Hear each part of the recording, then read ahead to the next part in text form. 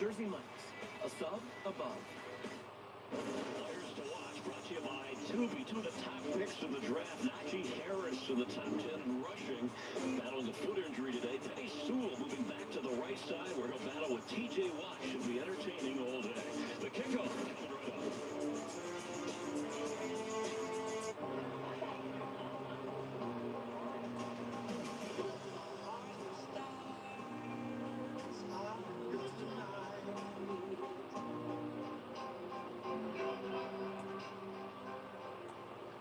Lexi, play our favorite song again.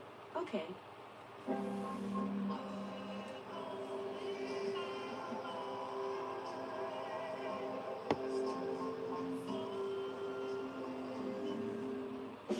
USA, this is Stephanie. Hi, this is Robert. I'd like to get up to 30% off my auto insurance with Safe Pilot. I can help you with that. What's your member number? 87. It should be between 5 and 12 digits. Busted. This is Super Bowl champion Rob Gronkowski. I'm not a member. Mr. Gronkowski, USAA is for the military community and their families. That's what makes us special. Oh, but I'm special. USAA, it's still only for the military community. 911, all new tomorrow on Fox. Think premium can't be capable? Think again.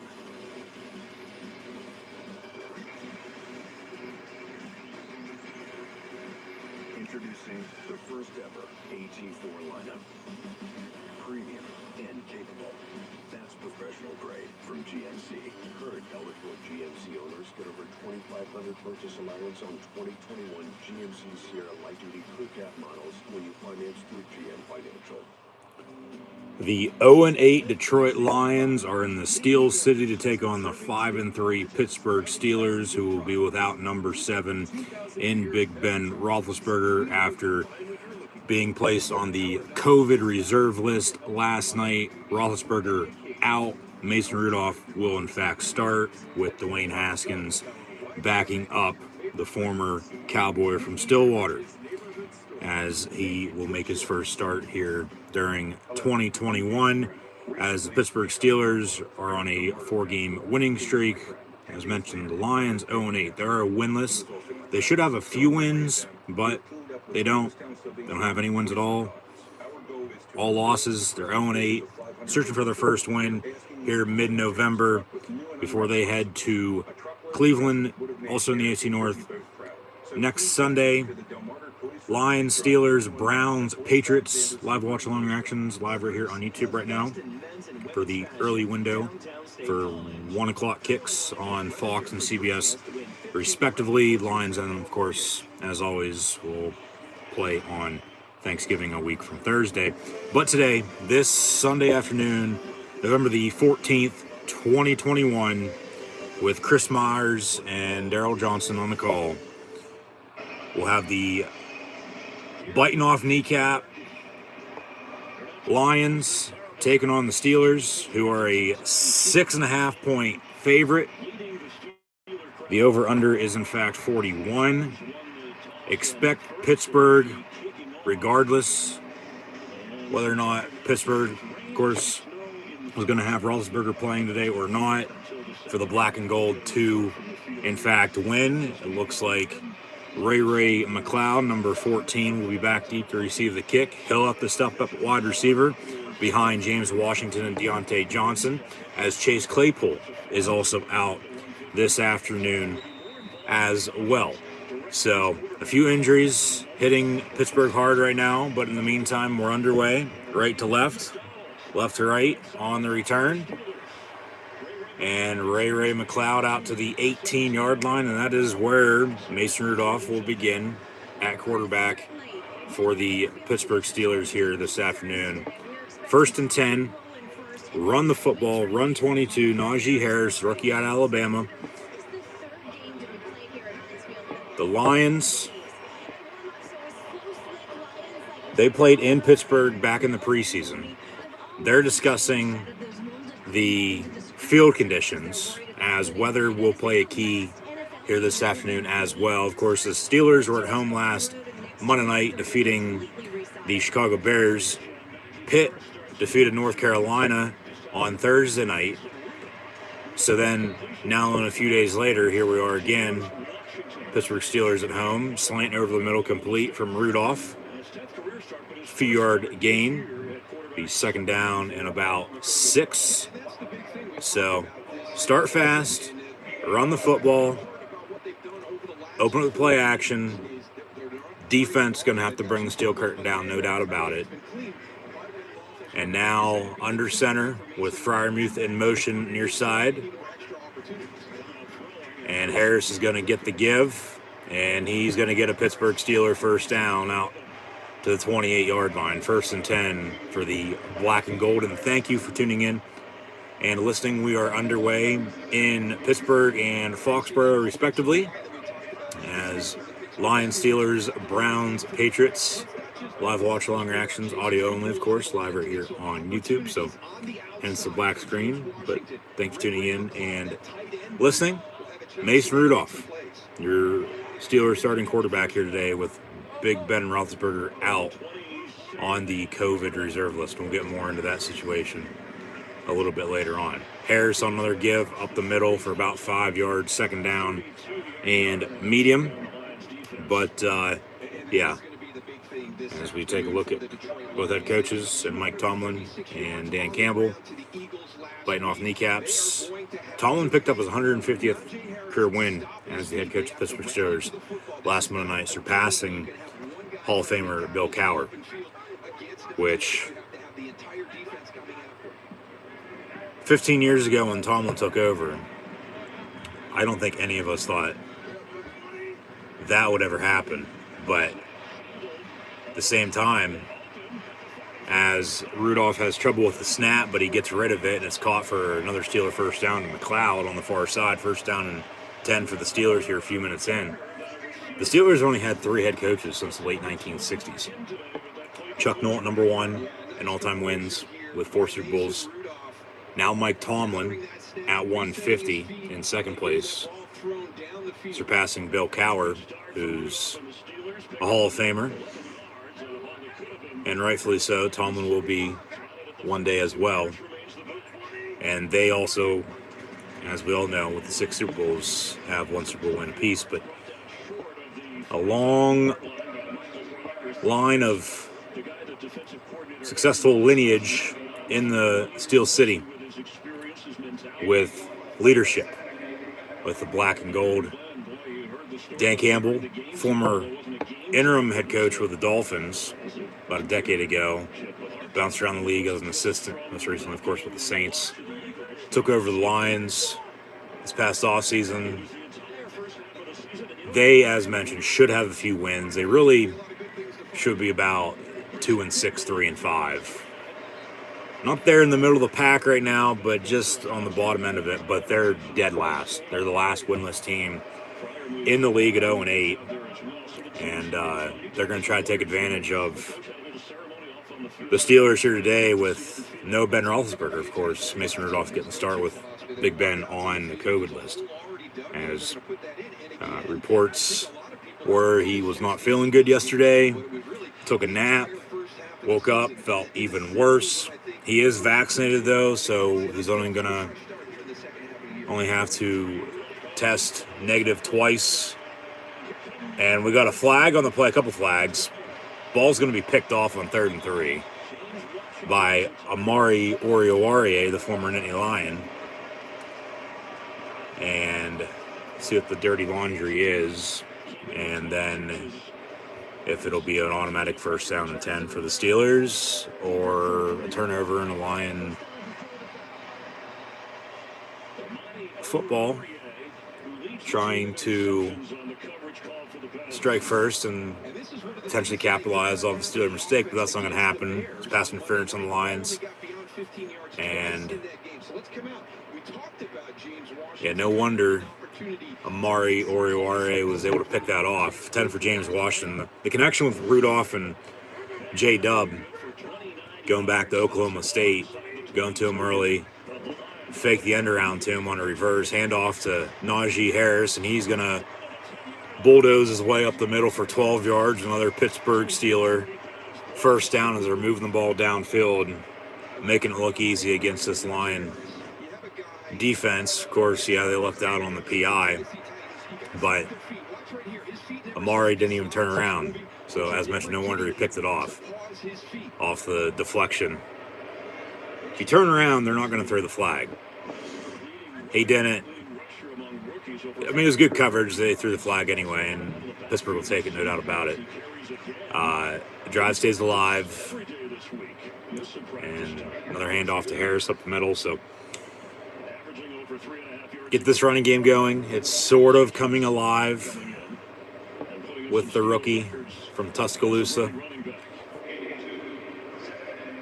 He's also a weapon out of the backfield in the receiving game. Get him involved there today as well. I mean, if it comes down to it, you want to split Rudolph and Haskins, all right, so be it. You know, I wouldn't mind that. See what Dewey's got up his sleeve, but Rudolph in the meantime, 2nd and 8 from the 9. Pass a little too high near side. Complete. 10 for 88, the rookie out of Penn State, and Pat Frymuth, who had, honestly, in my opinion at least, the game of his life, at least in the NFL, last Monday night against the Bears. And for the most part, other than the defense late, single-handedly beat the Bears. But, you know, Pittsburgh, once again, they can't get out to an early lead and just hold on to win. They have to find a way to close out the game by running the football and continuing to play good Pittsburgh Steelers defense. Touchdown Steelers on a fade near side on 3rd and 8.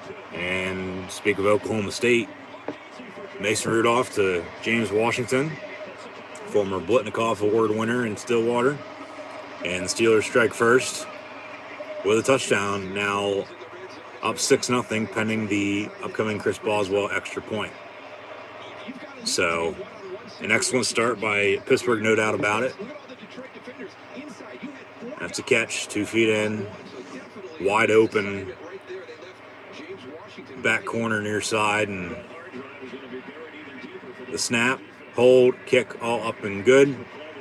Pittsburgh now up 7-0. And yeah, the pass interference helped them out because that was a 3rd and 3. They go deep, and no flag. It's an interception, and the Lions are driving and, of course, trying to capitalize off the Steeler mistake. But about 5 minutes in here, Pittsburgh now on top by 7-0. Get after Jared Goff on defense. He's played in Pittsburgh once before. It's 2 years ago when he was with the Rams. Of course, just this past offseason, he was traded from LA to Detroit straight up for Matthew Stafford. Hasn't worked out in Motown. They're on pace once again to finish winless, but they won't be able to finish 0-16 again because, of course, the expanded season, they'll have to go 0-17 and break their own record from 2008 if they want to do that. I hope to God they don't. I'd like to see them win a few games, of course, but not today, though.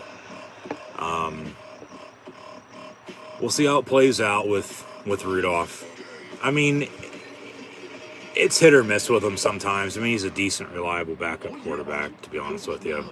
I mean, he's nothing special, though. He's not going to be a starter in this league after Roethlisberger's done, whether that's after this year or at some point in time down the line. The future starting quarterback after Roethlisberger is currently not on the roster. Mark my words. They'll probably run with Rudolph, maybe Haskins for a little bit. I don't know. Still got Josh Dobbs as well. But depending on how this season closes out, still got a lot of football to be played, what Roethlisberger's decision is going to be. Hopefully he comes back. I feel he'll be able to play at least one more year after this year, the way he's been playing, the way the whole team's playing in general, especially with the running game, defense playing well. Yeah, that 3-game skid sucked, but now they've won 4 in a row. But at the same time, and we'll figure it out once the season is finished, all said and done and over with, come the off season. what they end up doing then, whether that's signing somebody in free agency, drafting somebody next year in the draft. Only time will tell. I mean, I'm not going to dig deep into that right now. I could really care less for the time being. You play with who you have on your active roster. You have 53 for a reason, and your practice squad as well. And talk about practice through the week. As the Lions are on the kickoff return to the 15-yard line, and Derek Watt on the tackle. Lions will set up shop 1st and 10 from there. Win this game for Ben. How about that? Win this game for number 7. Rudolph, he's been in the league now how many years? So is Haskins. And he sort of got run out of town in D.C. with the Skins. But I feel he'd be a good, reliable backup. And they're getting work during practice. They know, because they've both started in this league, how games go. And if it comes down to it, as it is today, you roll with the punches and you play with who you have. So I'll digress on that situation. Got a flag on the opening play. Got a false start on the Lions, 5 yards. They'll replay it down. It'll be 1st and 15 back at the 10. As yesterday, Michigan was right here in Happy Valley, defeating Penn State 21-17. Now today, in the NFL, also the Michigan NFL squad and the Lions are also in the state of Pennsylvania here, down in the Steel City, taking on the Pittsburgh Steelers. And both teams, to begin the game, start off with a 5-yard false start penalty. And a toss from Jared Goff, the former number 1 overall pick out of Cal back in 2016, will toss far side to 32, the former Georgia Bulldog, as they are still number 1 in college football. DeAndre Swift for about a yard or so, and now we'll have a 3rd and 13 as Goff complete to TJ Hawkinson, another first-round pick at a tight end U from Iowa City. 3rd and 12 officially. They gave him 2 yards. So it's 1st and 10, 5-yard penalty, 1st and 15. Swift got a yard, 2 yards on that pass. So yeah, 3rd and 12, 8:52 and counting to play in this opening quarter. And the Steelers trying to make the Lions go 3 and out here early on with a 7-0 lead at home. Handoff on a draw up the middle. Swift going to break a few tackles, and then Highsmith from behind brings them down. A 4th down and about 4, so Detroit on to punt. And the Steelers will be back deep to receive. It'll be 14, Ray McLeod. Got our first update with Cleveland and New England, as I'm currently also watching that matchup right now as well. Cleveland on top 7-0. There was an interception by Baker Mayfield in the end zone. I believe a penalty was called, and it was on the Patriot defense, if I'm not mistaken.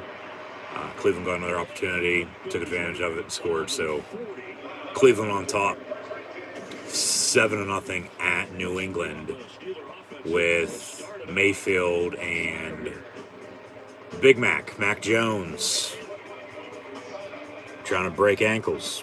We're biting off kneecaps in Pittsburgh with the Lions and Steelers.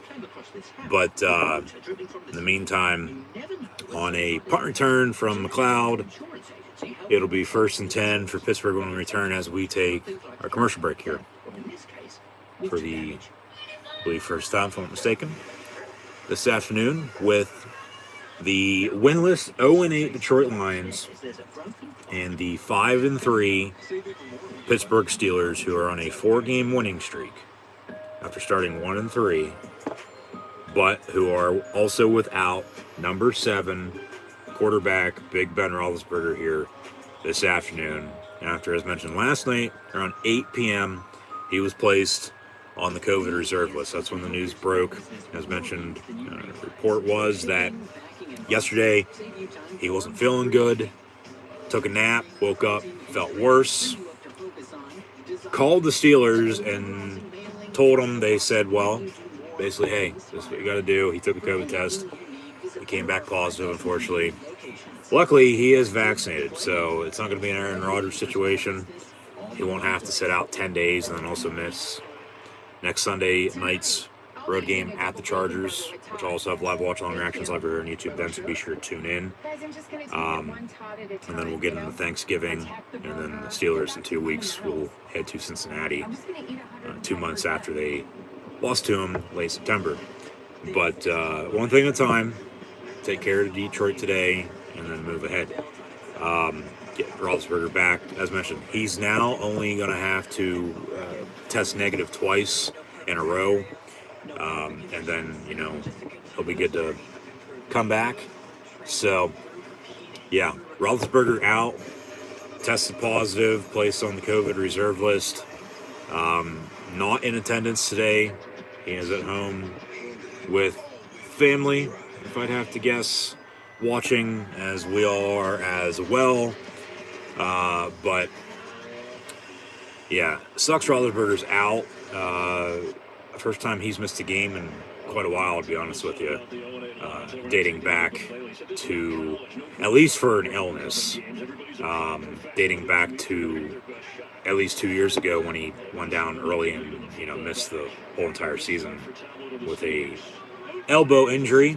Got an update on CBS with the Browns and Patriots. The Colts block a Jaguar punt and return for a touchdown. Indy on top, 10-0. So some early scoring here and these early kicks. As always, defense still wins you championships, though, and the Pittsburgh Steelers defense gonna have to bring the steel curtain down, as mentioned here this afternoon. Without Roethlisberger, run the football, play good defense, rely on your special teams. Rudolph doesn't have to ball out. He doesn't have a passing touchdown, but he just keep it balanced and consistent, simplify everything for him, and that play didn't go too good for him, but in the meantime, from around midfield, they'll have the third down. So, yeah, Harris and McLeod bumped into each other on the toss. And after 8 yards on 1st and 10, that was 2nd and 2. Here we have a few yard loss, 3rd and 4 officially now. So now we got Pittsburgh on top 7-0. Cleveland on top 7-0 as well. And then a few updates as we've seen. And then as always, come out at halftime, first half stats and scores. Take a look around the rest of the NFL as well. So stay tuned. 3rd and 4, a little too high, far side.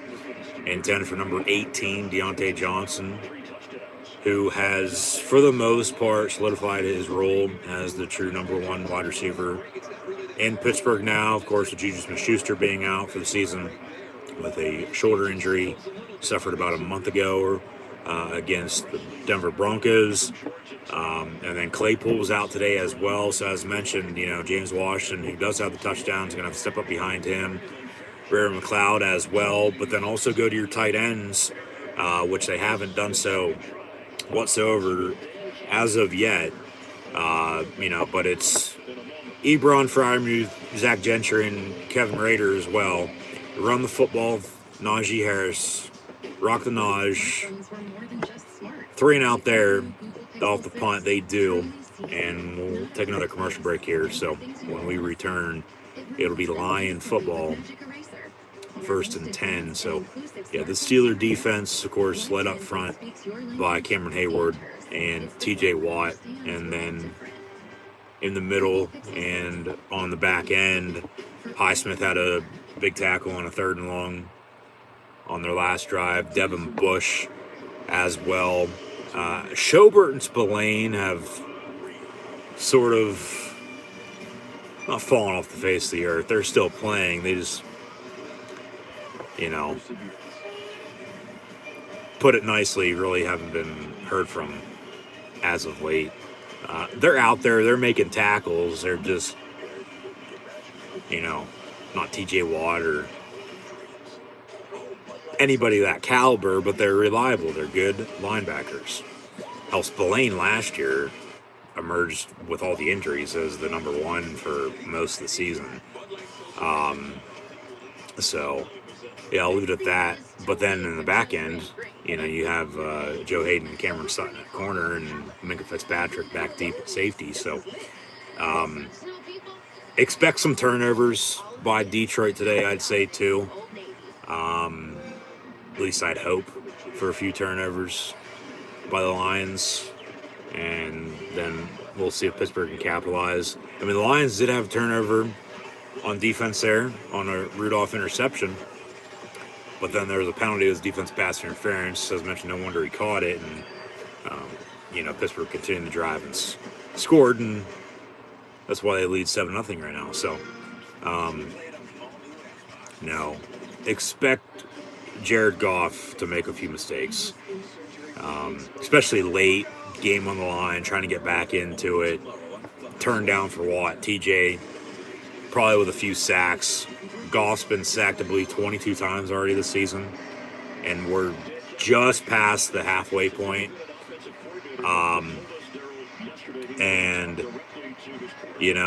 As we come back from break here, of course, trying to evade pressure, that's when interceptions happen. And especially late in the game, in Pittsburgh, oh mama, and crowd on their feet, terrible towels in the air. Like, somebody's about to get fucked up, plain and simple. So, we'll see how this game plays out. Still should be a good game, honestly, because I've seen the Lions play a few times this year. I'd be lying to you if I said otherwise. They had Green Bay early in the season on the road on a Monday night, right where they wanted them at, and then coming out of halftime, Green Bay just blew them out. And then they should have beat, who was it? The Ravens, because that was the Justin Tucker 65-yard field goal that doinked in for a game winner. And then there's somebody else they should have beat, too. Like I said, the Lions should have at least 2, maybe 3 wins. Not winless at 0-8, but they are. But, they're better than the record shows. They really are. But they're playing the Pittsburgh Steelers today, though, too, and the Steelers defense makes another stop. Be 3rd down and 4 with 5:18 and counting to play in this opening quarter. As we near the end of the first, the rain and the snow is going to start to affect this game just a little bit, I would have to think. More so than not, the rain first, then turning to snow as it will get a little colder here this afternoon, as we got a cold front coming through with some precipitation. But I'm no weatherman, so I'll digress as the Steelers make another stop. And it's a 4th and 1. Watch for a fake. But the Lions on the punt, and they'll boom it away. So 2 3-and-outs by Detroit as McLeod on the return to the 28-yard line. It'll be 1st and 10 Pittsburgh from there when we return. So Alex Highsmith making a few big 3rd down stops for Pittsburgh here today as New England ties it up at 7. Both feet in bounds on the catch. Looks to be the case. Yes, that's a touchdown. So, extra point away from a tie ball game in Foxborough at Gillette Stadium with the Brownies and the Pats. 7 apiece, 7-0. Steelers leading the Lions. And then, as always, coming at halftime, first half stats and scores. Take a look around the rest of the National Football League as well. But back to Roethlisberger for a second. Here, another commercial break.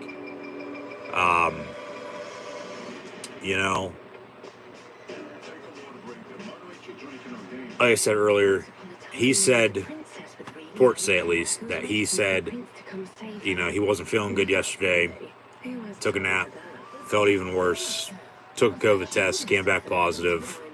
He's out today.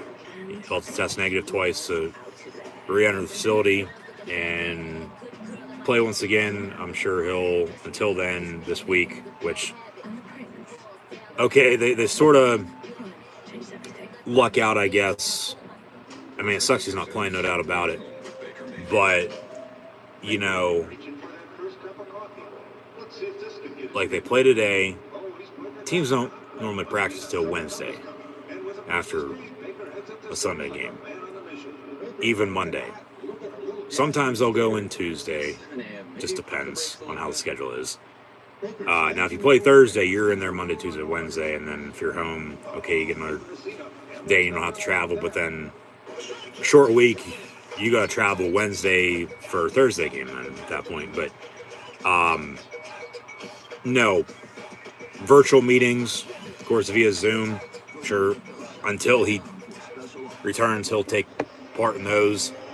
But then the one thing that would have sucked if he wasn't vaccinated, Aaron Rodgers' situation, as of late, that, because this news broke last night, they play next Sunday night, he'd be out 10 days. He'd also miss that game. But he's only hopefully just going to miss today. And I'll get more into my analysis on the situation here in a second. But back from break, hand off to Harris up the middle for 5 yards, 2nd down and 5. Pittsburgh with a 7-0 lead. As Mason Rudolph is, in fact, your starting Steeler quarterback here this afternoon. In for the inactive because Roethlisberger's on the COVID list.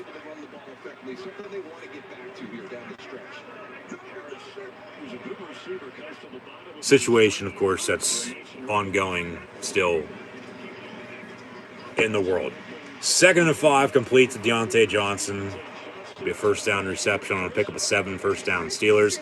Got another update back to Cleveland and New England, and we're tied as mentioned as I'm watching both of these games right now. So 7 apiece with the Browns and Pats, and the Lions trail Pittsburgh by 7 here. Pittsburgh football 1st and 10 after a 7-yard completion from Mason Rudolph to Deontay Johnson. But yeah, Rudolph's in because Roethlisberger's out on the COVID list. End of story. And on a play action rollout near side, it's going to be caught by Ray McLeod. And nice big first down pickup out to the 40. Under 3 to play in this first quarter. And as mentioned, towards the end of the first here, the rain's going to start to come, the snow as well. So until then, and that's why Pittsburgh's trying to open it up, get a lead, knowing the weather's on the way, and then run the football late in the game and pick up a W. Especially with a backup quarterback, you're going to have to be able to run the football to open up the play action. And, of course, help them out a little bit. Give them some confidence. Keep balance, consistent. So, 2nd and 12 after a loss of 2. Freiermuth in motion. As Rudolph's looking to dump it off, he does to Kalen Ballage, but it's dropped incomplete to the former Dolphin. Incomplete, 3rd down and 12.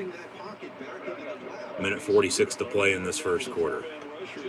Pittsburgh on top by a 7. 7-0 this afternoon.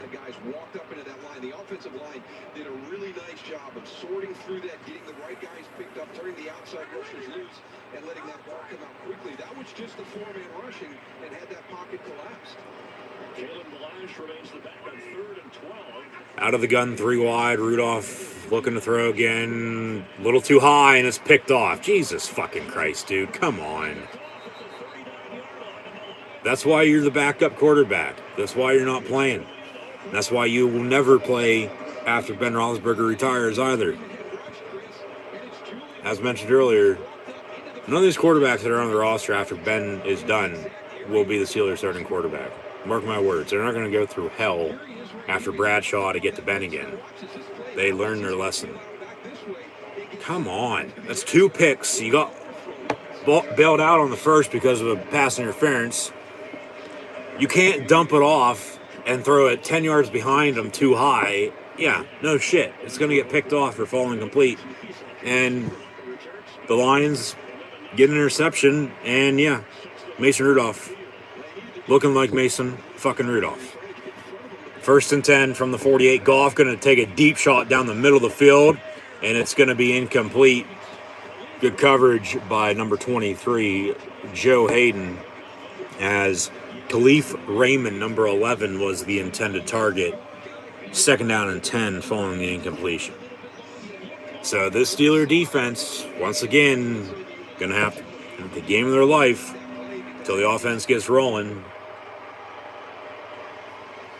Play Pittsburgh Steeler football, play Steeler defense.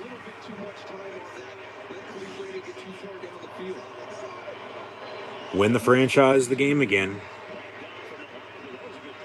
Especially with Rudolph in at quarterback, for God's sakes. Handoff. And DeAndre Swift. Not looking too swift today. Has a few carries for a few yards if he's lucky. No gain on that play. 3rd down and 10.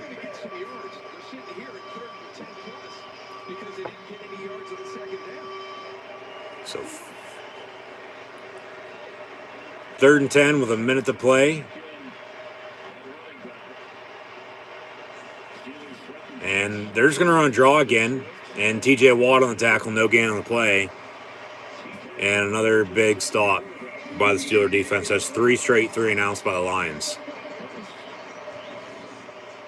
So, yeah, this is how the game's going to go for the time being. The Steeler defense going to make stop after stop after stop. That's why you have to run the football with Harris. Run the damn football. They'll continue to air it out with Rudolph. Mark my words, it's going to bounce in the end zone on a touchback on the punt. So 1st and 10 from the 20 with about 20 seconds to play in this first quarter. So, yeah, I don't know what the hell Mason Rudolph was thinking, but, you know, and I still don't see what they see in him. As mentioned earlier, you know, he's decent. He's a good, reliable backup quarterback if you need to go to him. But that's the thing with Steelers. Roethlisberger has been the starting quarterback for 18 seasons. Okay? Like, yeah, there's been other backups than Mason Rudolph that have played because Ben's been injured or whatever the situation's been, as they hand off to Harris for a few yards up the middle. And that'll do it for the opening 15 minutes here in the first quarter. Be 2nd down and 6 to begin quarter 2, with the Steelers on top by 7-0 at home here in Steel City at Heinz Field against the Detroit Lions, coming down from Motown. But at the end of 1, Pittsburgh on top by 7-0. So, once again, thanks for tuning in and listening. As always, I'm your host, Encyclopedia Sports, Coin Week 96. Be sure to like, follow, and subscribe on social media. Links in the description below. Thumbs up button. Share hashtag NFL, hashtag Lions, hashtag Steelers. Check your questions and comments, super chat, super stickers. Always get appreciated as well. But, yeah, you can't make boneheaded, stupid decisions like that and expect to get away with it. Hopefully it'll not happen again, and they'll turn the tide here at some point in time. I mean, they have a lead, and the weather's on the way. Just a matter of exactly when it's going to hit. Should be soon. Along with knowing the NFL with weather delays, like, well, at least for this season, for God's sakes. Like, I still don't understand going back a month or so ago. When it's raining outside, but you're playing in a dome, we have to delay the game. And then also, about a week or so later after that, both those games were about a month or so ago. The Raiders and Chargers and the Bills and Chiefs. It's a monsoon, yet when you sign up to play football, you know you're going to get hit for one, and you know you're going to play in any type of weather on any given day. Yet they paused the game there, suspended play for about an hour until, of course, they started back up, and then Buffalo in that second half just rolled on the road. Kansas City's roller coaster. Buffalo, they're nearing that mark. I mean, there are a couple of losses. It's like, how the hell did you lose those games when you've beaten, some damn good teams, though, as well this year? But at the same time, it's why you play the game. It's not decided on paper, it's decided on the field. As we're about to begin the second quarter of play on the gridiron in Pittsburgh. Nice aerial shot of the Steel City with the Three Rivers, as Rudolph will fake it, slant over the middle, and it's going to be incomplete, intended for Aaron McLeod. Run the damn fucking football, Jesus Christ. And really, we'll look back at the touchdown the Steelers have right now if they don't do anything else the rest of this game. They're lucky to have that 7 as it is. You can't get out to an early lead and just hope to hold on to it. You have to do more. It's why it's a 60-minute game. Chip away at it. Like, Jesus Christ. 3rd and 6 from the 24. Rudolph, and it's going to be caught by McLeod, but then a big stop. And here come the Steelers on a punt again. Jesus Christ. Like, what the hell are you doing? 3rd and 6, you run a pass in the flat far side and nowhere to go.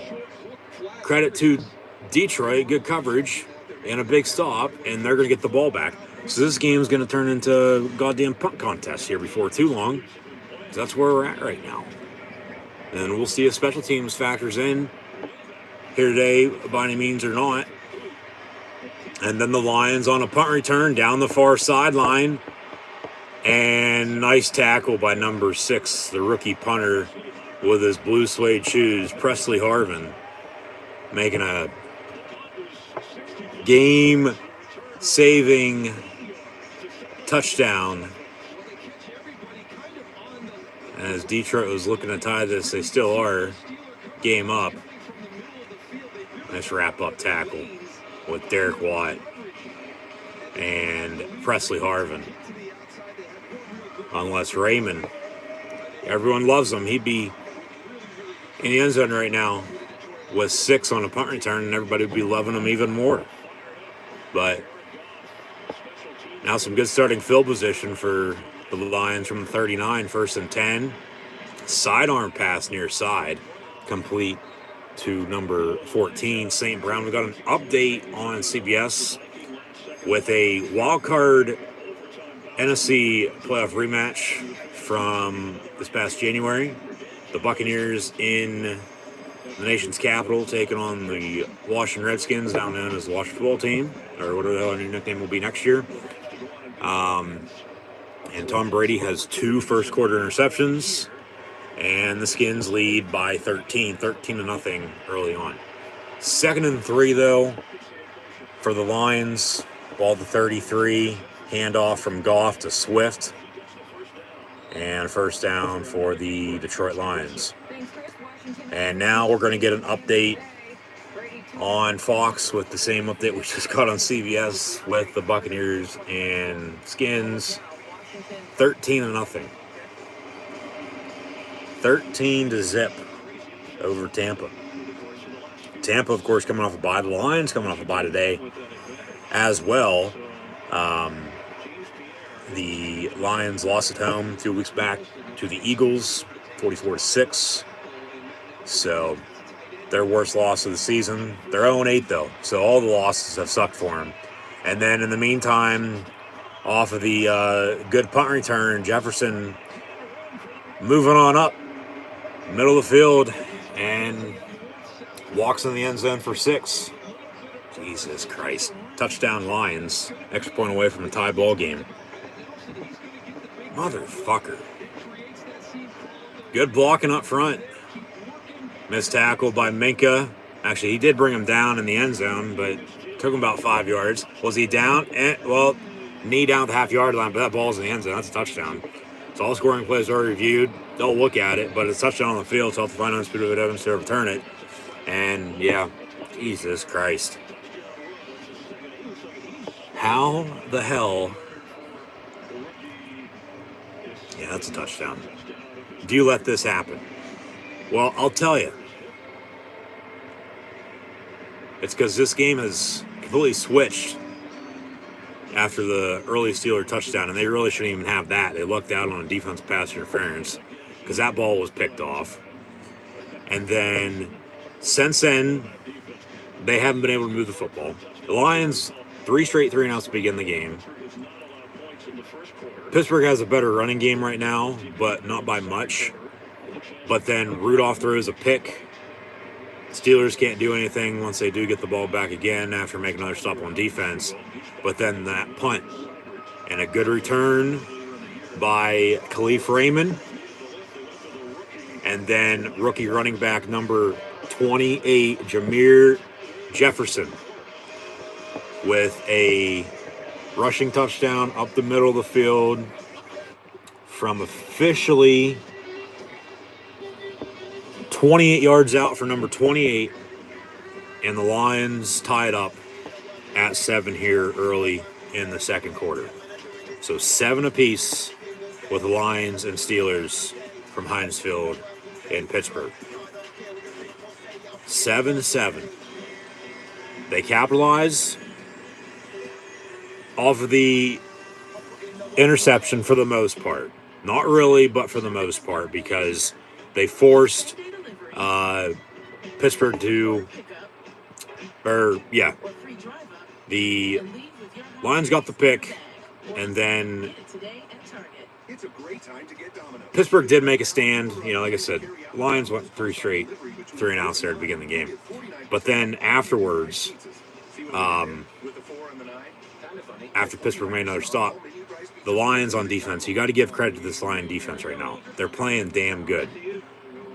The Steelers right now, like I said, the touchdown they have, they really shouldn't even have. They're getting beat.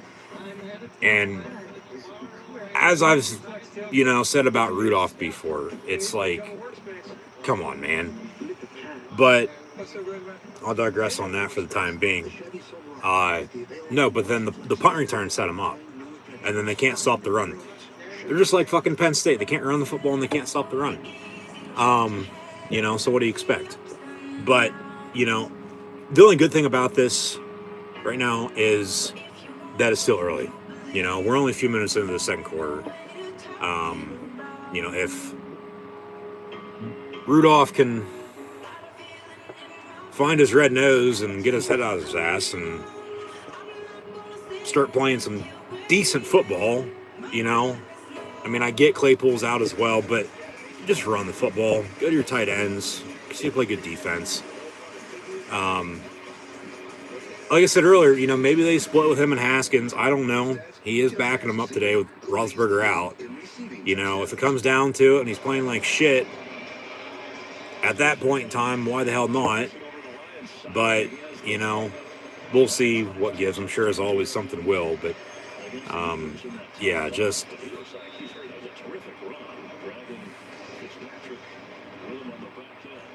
not necessarily frustrating just yet, But when you give up a 28-yard rushing touchdown up the middle to a winless team at home, regardless of if you're playing a backup quarterback on offense for yourself, but then your defense playing stellar, the Steelers on a 4-game winning streak. And now, I mean, you even go back the past few games, they beat the Bills.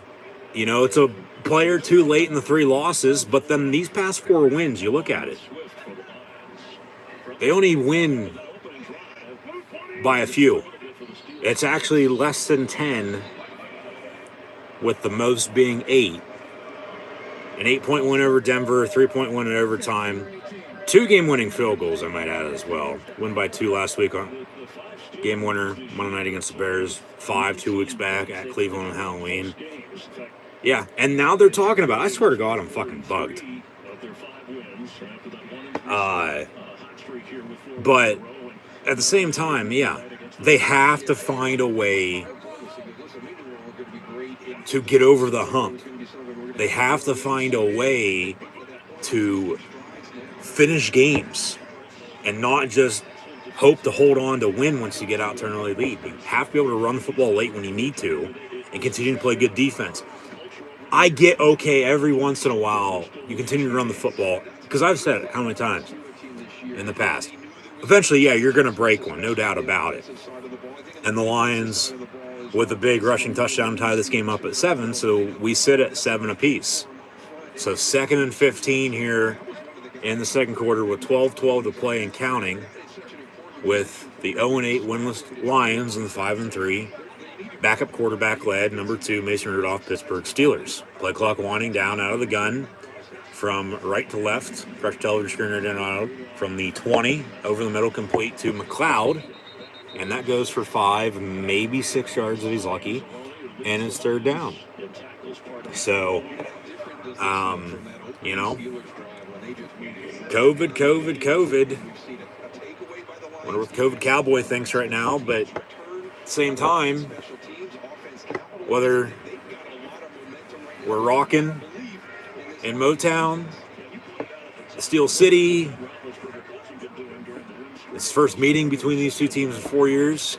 Found the NFL schedule works. Of course, being AFC and NFC opponents, both in the North Division, respectively. The Lions haven't been good in years. Pittsburgh, you know, consistency. Haven't had a losing season since 2003. Complete to Deontay Johnson at the 1st down for Pittsburgh. So, just work the sticks. Keep it simple, move the football. That's all you have to do. Okay? Got an update on CBS with the Browns and Patriots of the Lion touchdown, tying it up at 7. Got a penalty flag, and they're going to blow the whistle dead on their completion near side. Deontay Johnson from another in Pennsylvania here, a Pittsburgh Steeler. 1st down, that would have went for 15. But we're going to have a false start, I believe, up front on Pittsburgh, if I'd have to guess. See what side they point to, who it's going to be against. Can't shoot yourselves in the foot like this. It's unacceptable. 12 on defense, 5 yards. They'll replay 1st down. So Steelers luck out on another penalty. You'll see if they can move the football and capitalize off it and score a touchdown here. To be honest with you, I highly doubt it, but we'll see. No, but regardless of where this game's being played at, whether it's Heinz Field, whether it's Three Rivers, hell, dating back to Forbes Field, the Lions have not won in Pittsburgh since 1955. They only have 3 wins all time against the Black and Gold. The last one actually was on Thanksgiving during the famous coin toss in overtime back in the late 1990s. So, yeah, that's 66 years for all you math geniuses out there. Last time the Lions won in Pittsburgh against the Steelers. 2nd and 9 from the 48. Rudolph looking to throw. And, big hit. Big hit, but it's complete and held on to by number 14, Ray McLeod, another Pittsburgh Steeler. First down. So these out routes to the near and far side, just past the sticks, they're working out for Pittsburgh right now. Got a penalty. Rudolph's got a free play. Deep, near side. He's going to throw it out of bounds, incomplete. Be a 1st and 5 again on their offside. Their penalty on the line defense here. 5 yards, replay down. 1st and 5, 9:20 to play in this first half. But here we go. Pittsburgh bailed out by the penalties here once again today. That was a big talk this past week after the win on Monday night against the Bears, also the NFC North. As in back-to-back weeks, these are the 2 NFC North divisional games that Pittsburgh gets at home. They've already traveled to Green Bay. They'll head to Minnesota on Thursday night, about a month from now. But in the meantime, after a Monday night win against the Bears last Monday night, here today, tied at 7 with the Lions, out of the pistol on 1st and 5. Rudolph going to hand off to 22, rookie out of Alabama, Najee Harris, who has come alive as of late as well. Both rookies in the 1st and 2nd round. The Steelers selected this past year in the draft, and Harris and Freiermuth have come alive. They've finally been able to run the football, it seems like. It's getting there. It needs to be 10 times better, though. They know it as much as we do. Needs to be excellent today, especially with Mason Rudolph in at quarterback and already thrown an interception. They just have a touchdown, early 7-0 lead, but then the defense, of course, gave up a touchdown and allowed Detroit to tie this game up. Toss near side on 2nd and 3 and about an 8-yard run for Harris, 1st down and 10 for the Pittsburgh Steelers. So keep it up. Just keep it simple. Run to pass, pass to run, work the sticks. Get the ball to your tight ends. Get back to the running game. And, with 8:14 to play in this first half, Pittsburgh trying to retake the lead with a backup quarterback. And out of the gun from the 23, Rudolph going to hand off again up the middle. And Harris, another 3, maybe 4-yard run if he's lucky. So, only one bad thing, I guess, about this right now, even with both teams having 3 timeouts, look ahead a little bit. Even with 2-minute warning as well. And Kevin Dawson, the left guard, down, injured. So, J.C. Hausner will come in to replace him. B.J. Finney's out at backup right guard today as well. So, of course, the offensive line situation, a little shaky, but running game, Harris up the middle. And inside the 10 he goes for 1st and 10, 1st and goal from the 7. Tied at 7 here with the Lions and Steelers midway through the second quarter play. No, but the Lions are also going to receive the second half kick. So if Pittsburgh doesn't score here, retake the lead, get some points, whether it's field goal, if it's settled, or touchdown, touchdown, no doubt about it. You get that. Maybe even go there and stop and get the ball back and score again before halftime. I don't know. And then make a stop early. Just control this game as much as you possibly can. Hand off to Harris and rock the Naj. Najee walks in for a touchdown. Got a penalty flag, though. Don't tell me this is coming back for fucking holding from 10 yards. Holding. Jesus Christ. Who was it on? 65. And Dan Moore, the rookie left tackle out of Texas A&M. Aggies 10-point loss last night at Ole Miss. But see if it was a hold or not. Yeah, that's a good call. That's a good call. It opened up the hold, or the hold opened up the hole for Harris to bounce outside near side and walk into the end zone for 6. So touchdown comes off the board because of a penalty, and still 7 apiece with the Lions and Steelers here. First and goal from the 17, Freiermuth on the catch to the 11, so 6 on the pickup. Second and goal. You got 3 more plays if you end up going for it, but 2 really, because you're probably going to have to settle for 3 now because the penalty is going to cost you.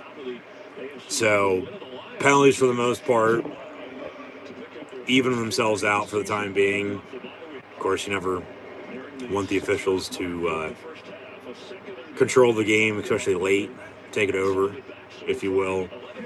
But just don't shoot yourselves in the foot. You know, if it's penalty, it's a penalty. Unless they pick it up, it's a penalty. If it's a penalty, call it. If not, don't. Let them play. Near side to Johnson, and he's going to get 2, maybe 3 yards. Be 3rd and goal from the original starting line of scrimmage here on the goal to go.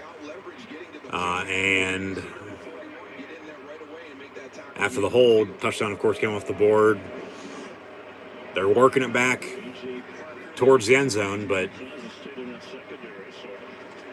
yeah, here for the most part, probably still going to settle for 3, I'd have to. Yes. From the 8, 3rd and goal, empty set 5 wide. Go to your fucking tight ends. They do. It's Freiermuth. He's going to break a tackle, and he gets down to the 1.5, 2 yard line. Why don't you go for it? Why don't you go for it? 4:52 and counting in this first half, go for it. Normally, I'd say kick the fucking field goal, but go for it. But just don't run a fake field goal from the 2 yard line like Penn State did yesterday after a drive earlier, running a fake punt and executing that, knowing what the hell. Like, seriously, you really think you're going to kick or also be successful on a fake field goal after Michigan would be ready for it? Then no. They're going to kick the 3, take the points. I don't mind it, you know. I mean, you had a good drive going there late. You have momentum, score, but as the rain starts to fall, rain, snow's on the way too, so get ready for an eventful afternoon in the NFL with a few weather games. Rain, snow, hell. Frozen Tundra is ready for Seattle to roll in with Russell Wilson returning. They have a few inches of snow on the ground right now.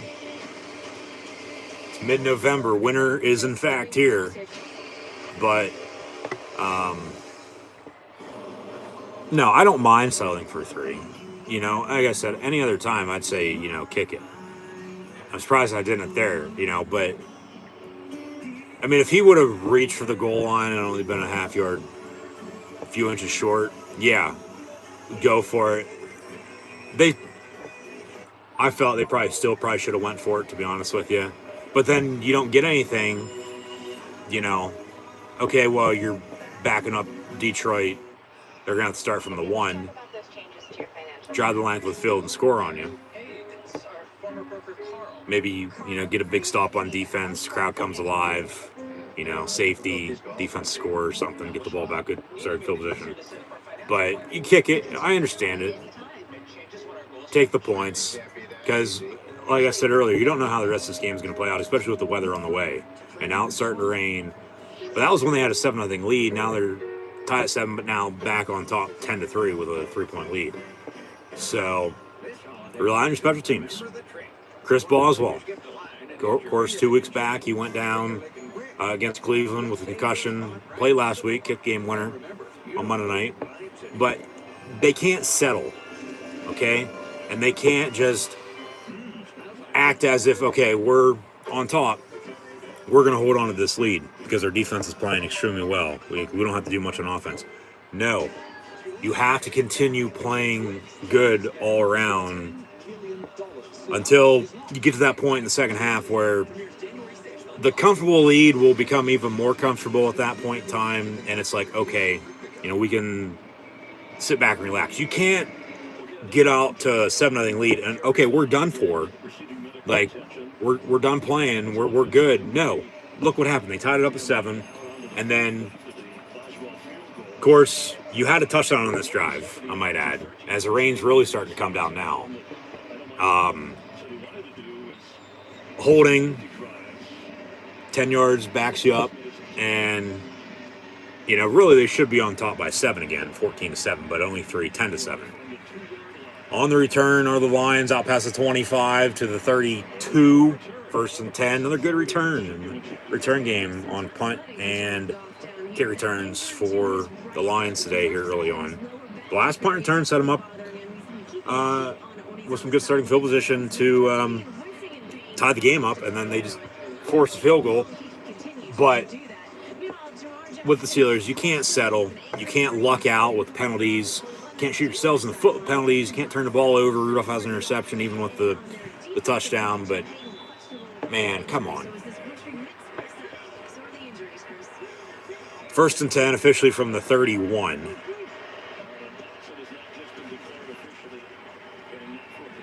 And Hayward on a missed tackle. Another big run up the middle. 15 yards and the pile still going. Out to the 46 goes DeAndre Swift. Detroit's going to run this football. And guess what's going to happen?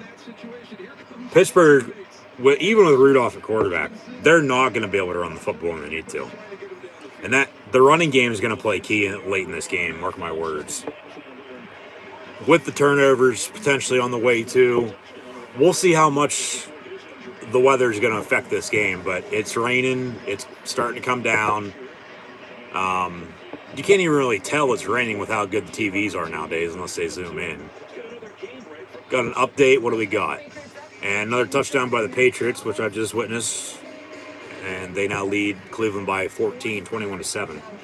But we'll update everything at halftime. First half stats and scores. Take a look around the rest of the NFL as well. Stay tuned. But, yeah.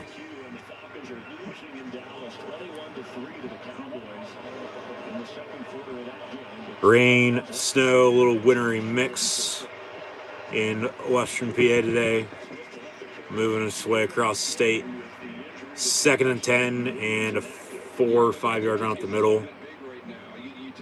And Swift's going to get the workload because Jefferson, who scored the touchdown, he's questionable to return with an injury. Hayden, questionable to return with an injury right now as well. And then I guess they just rolled out Kevin Dawson at left guard with an injury. He's done for the day. So it'll be Hausner in at left guard. So from left to right, it'll be Dan Moore, Hausner, Kendrick Green, the rookie out of Illinois, Trey Turner, and Chuk, right tackle. So 3rd and 6 from midfield for the Lions. Goff looking to throw. It's going to be caught and then just about a half yard short. It'll be 4th and inches. We'll see if the Lions end up going for it or if Dan Campbell's going to go for it here. Just fucking sneak it. He knows that as much as anybody else does. Try to draw him off sides. I mean, they could measure if they want to. It's 4th and 1. Go for it. If I'm Detroit, I'm going for it. I like Dan Campbell. I do. I don't wish him luck today by any means, but go bite kneecaps off of other teams other than Pittsburgh. Out of the eye, they're going to hand off, and Swift's going to get a first down. And he's going to get more than that. He's going to get to the 35 for a big 10-yard run. 1st and 10 Lions. As we hit the 2-minute warning, this first half is absolutely flying by. Couple missed tackles. That's biting Pittsburgh right now, too. They can't stop their run because they're missing tackle after tackle. James Pierre, 42, ended up bringing them down, but he already got the first down, 4th and short, and they keep the drive alive. They move the sticks. And the Lions are going to look to potentially take this lead going to the halftime. And then what did I just say a little bit ago? The Lions are also going to get the ball to begin the second half. So the Steelers are going to have to make a few stops here if they're going to try to keep up, stay alive, if you will, in this game here today. So We'll see how this plays out, but really, Pittsburgh's going to have to, as always, run the football. Rudolph, there's no Roethlisberger today. You're going to have to make some plays late. No doubt about it. Don't turn it over. But Pittsburgh's going to have to stop the run on defense.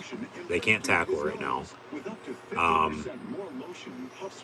To start that off, you're going to have to bring some pressure on Goff. It's like they, for some reason, always want to save the pressure until late. I don't know why. It's like they just love playing like, okay, we're going to get out to a lead. We're going to hold on. They're going to come back. And then we're going to make a few plays late and hope to win. Plain and simple end of story. It's like they get out to a lead, hold on, or they're down and they're coming back. But I guess that's just how blue-collar football works. And you run to pass to run. You run the football, open play action, play good defense, rely on your special teams. That's how you win football games, though. And defense still wins you championships, no doubt about it. As many points as these teams are scoring nowadays. Defense wins you championships because the defense is keeping the opponent of yours, hopefully, out of the end zone, and you're scoring more points to them, and then, of course, you'll end up winning because it's not golf. Lowest score doesn't win. It's football. Whoever has the most points wins. That's for anything else as well, for the most part. But 2-minute warning. Hard to believe we're at the 2-minute warning. So this first half, to me at least, has absolutely flown by. Rain coming down. Snow's behind it. It's going to be a wintry mix. And it's cold. It is cold. It's only about 35, 40 degrees, but it's a cold 35, 40 degrees. Feels about 25, to be honest with you right now today. Believe me. 1st and 10. And it's only going to get colder with this weather. Goff going to hand off for 3 yards up the middle. Both teams 3 timeouts still. They're going to work this clock, run the football. The Lions, if they have to settle for 3, tied up at 10, whole new ball game. Credit to them. They have Pittsburgh right where they want them at then. Come second half with them also going to receive to begin the third quarter. So, yeah. The Lions are playing smart football. They are. They're keeping it simple. They're not doing more than they have to.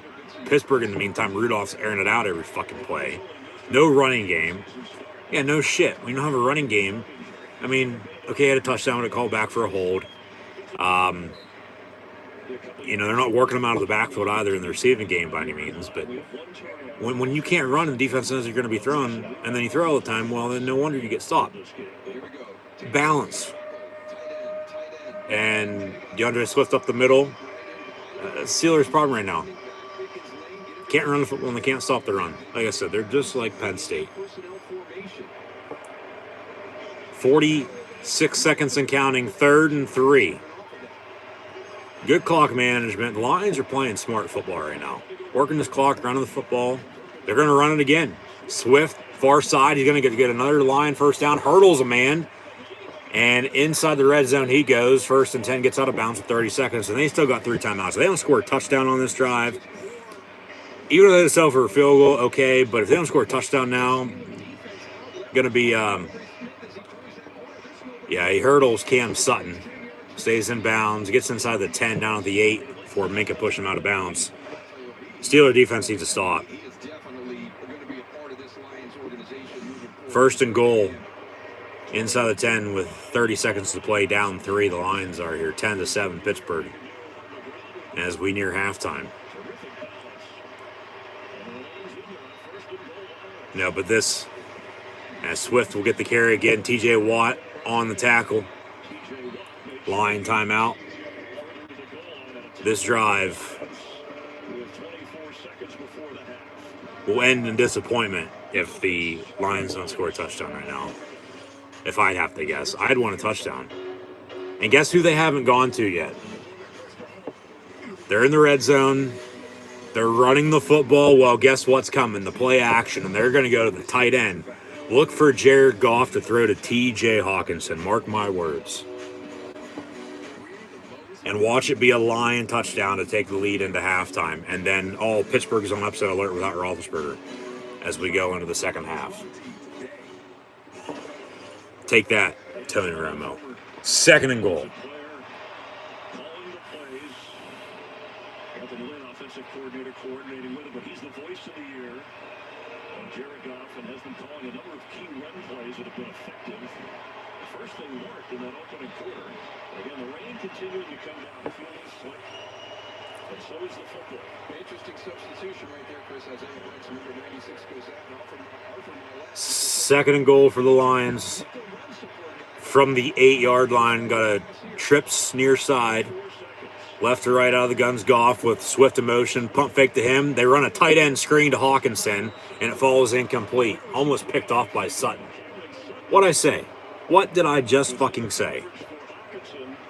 It wasn't a play action. They ran a tight end screen as he lined up on the line and just bounced back after the block. But then Highsmith was holding him up on the block still, and it fell incomplete and was almost picked off by Sutton. So Pittsburgh on defense locks out right there. 3rd and goal. We're going to have another timeout by the Lions. If I'm Detroit, I get his 3rd and goal. I run the ball. I run the ball. I mean, you can run a slant probably over the middle, maybe catch Pittsburgh off guard, even a fade. But I'd run the ball up the middle, I would. I mean, because they just went to the tight end. I mean, you can go back to him again. I wouldn't mind that. I wouldn't run a tight end screen, though. I don't know why they ran that. Like I said, I'd run a roll out on play action and go to your tight end back corner of the end zone. Or in the flat. But not on a tight end screen. We'll see what the Lions have up their sleeve.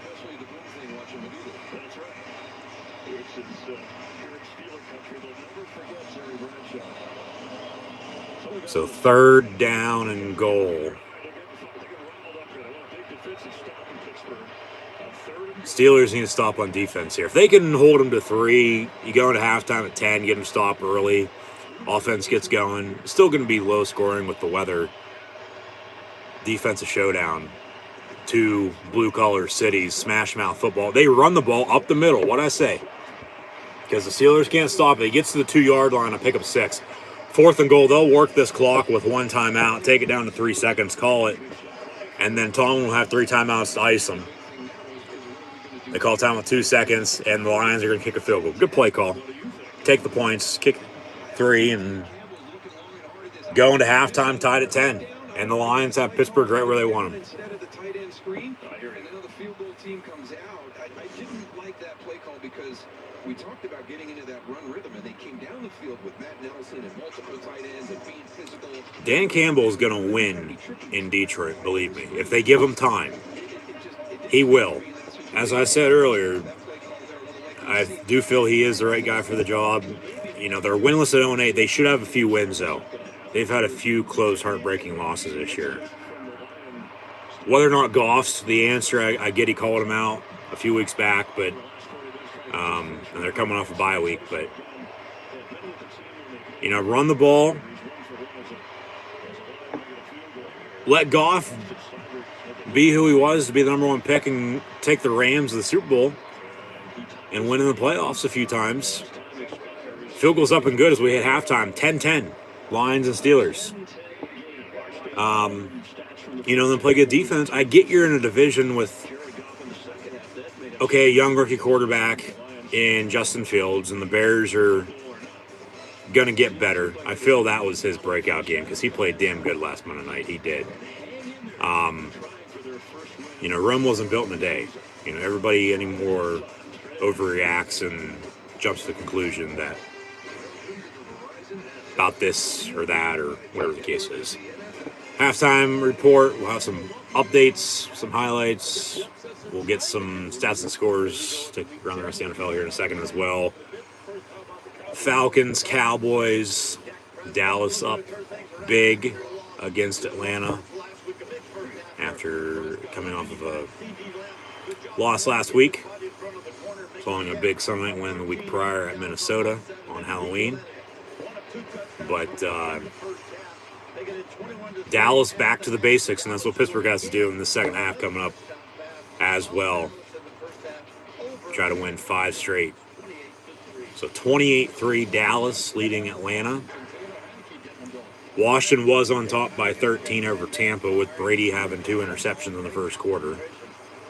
Had a update on that earlier. We'll see if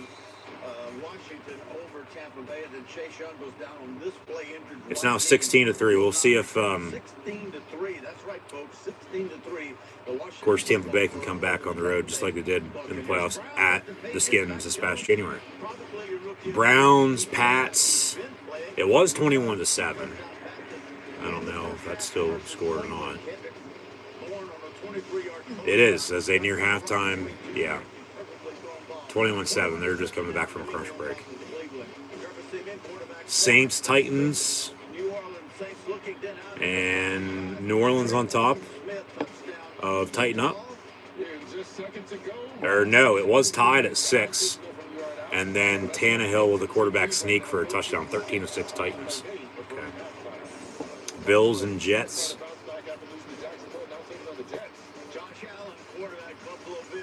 The Buffalo Bills, the lone New York team, playing the New York Jets in New Jersey. Bills on top, 10-0. Most of these games with a 2-minute warning. Detroit and Pittsburgh just at halftime, if you're just now tuning in. Yeah, we saw that blocked punt by the Colts earlier on an update. It was 10-0. It's now 17-6. As Urban Meyer returns to Big Ten country, where he won a few Big Ten championships in Indianapolis, but they trail the Colts by 11, 17-6. Harris, 12 carries, 60 yards. We'll get the stats in a second. They got to run the ball better. It is. It's keep it simple.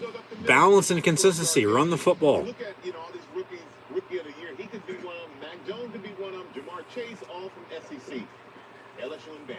All right, we're also playing the first half. Okay. They'll continue the updates with these halftime highlights, but I mean, I don't know what Jared Goff's doing right now. He's not doing a whole hell of a lot, but the way the weather is, the way this game's gone, we're tied at 10 at halftime. Hard to believe it's halftime. I mean, it is 20 after 2, but just to me, this first half just absolutely flew by, I thought. Both teams are running the ball very well. They are. Pittsburgh can be running it a little bit better, if you ask myself. But it's getting there, no doubt about it. It's getting there. Swift, 13 carries, 73 yards rushing. Harris, 12 carries, 60 yards rushing. But then Jefferson has the touchdown, whereas Washington also has the touchdown. And then a field goal apiece, so 10-10 is where we sit at halftime. But, no, the Lions have Pittsburgh right where they want them at. They do. Pittsburgh's getting outplayed. They need to get their out of their ass. Whether Roethlisberger's playing or not, the Steelers need to be playing 10 times better than what they are. Rudolph, come on, man. Even as if he is sitting at 17 completions on 22 attempts for 111 yards passing, a touchdown. The interception, they didn't capitalize, but the next drive, remember, they got a good punt return, which set up shop a few plays later for that rushing touchdown, tied up at 7. Both teams then have to settle for 3 as we close out the first half. Pittsburgh really should be up 14-10 because they did have a touchdown, but then a penalty cost them on a hold on the rushing touchdown. So I'll take it. I mean, it's 10-10. I mean, it could be a whole hell of a lot worse than what it is. It should be 10 times better there right now. They at least should be up 4, maybe a little more than that even. But we're going to have a ball game in the second half. And once again, we're going to get off the exit and head to Heart Attack City in this second half, as this game will come down to the wire, believe me. Pittsburgh, once again, go back to what I said earlier, though. At home, you know, it finally feels like fall. Hell, it's winter now with the rain and snow to come. Backup quarterback, run the football. Two blue-collar teams from two blue-collar cities. Smash mouth, old school football. Whoever plays better on defense and gets more stops is going to end up winning this game. Hell, both these running backs might end up with over 150 yards rushing. Maybe even more than that if it keeps up. But then it's going to be turnovers late. It will. But Pittsburgh playing at home, like I said, pressure, stop the run, force some turnovers. For the most part, probably an interception or two from Jared Goff, because he really hasn't aired it out yet. He really hasn't done a whole lot, like I said. He's only 4 for 7 for 11 yards passing. Okay? Yeah, it's balance and consistency, but they need a little bit more in the passing game, if you'd ask myself. I mean, because Rudolph is outplaying them. As mentioned, 17-22 for 111, touchdown and a pick. But then the Lions lead in rushing, but only by about 15 yards or so. So, I mean, as a team, yeah, it's even more, but the two starting running backs with Swift and Harris, it's 73-60, so 13 to be exact. But, and Jefferson, who has a touchdown, questionable return, I doubt he'll come back. He might. But the way Swift's running the football, both these teams are going to run the ball and run the bell cows. It's going to be a running game. It's going to be who can run the football, who can stop the run, what defense is going to bend, doesn't break, and if the weather plays a factor late. With the rain right now coming down and the snow right behind it. Hell, I'll take a look at the radar right now, to be honest with you. And we'll see exactly when this snow is going to hit. Because it is raining right now. And the snow's right there. I don't know why they don't have a few inches of snow on the ground right now. It's a wintry mix. But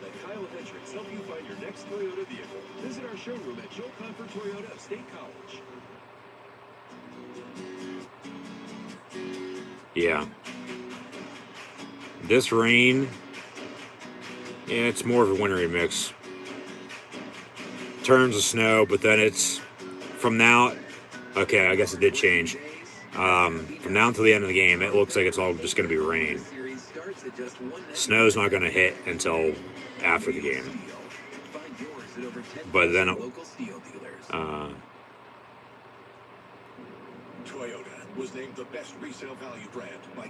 even as it's saying it's going to be a lot, the thing is it going to stick?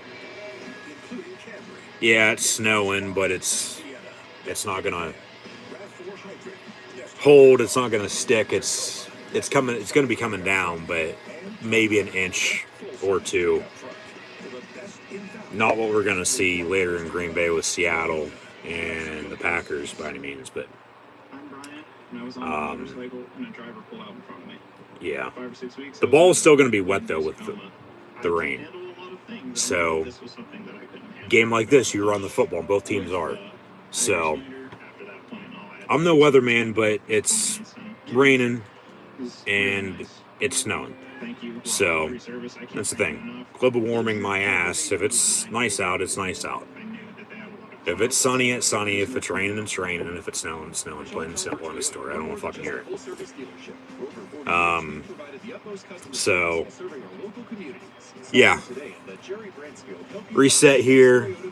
Halftime, 10-10 with the Lions and Steelers at the half. As the Browns and Patriots also hit halftime. We'll have some highlights during their halftime report as we just saw on Fox. Steelers on Fox at home today, taking on the Lions out of the NFC, and that's for the most part the only reason why. Normally, any other time, this game would be on CBS, regardless of where it's being played at. Hell, they played on Sunday night a couple years back in 2017. The Steelers won by 5, 20-15. So that was on NBC. I mean, I know they've played on Thanksgiving before. I know, home or away. Like I said, they've played on all the networks, so it really doesn't matter. But, and for some reason, yeah, today's just absolutely flying by. I guess we're about to begin the second half already. So, yeah, not necessarily off, but it just, time flies. Like last night after Penn State lost to Michigan, hell, it was only, I don't know, probably around when the news broke that Roethlisberger was going to be out today, between 8 and 9, that it just seems so much later than what it was.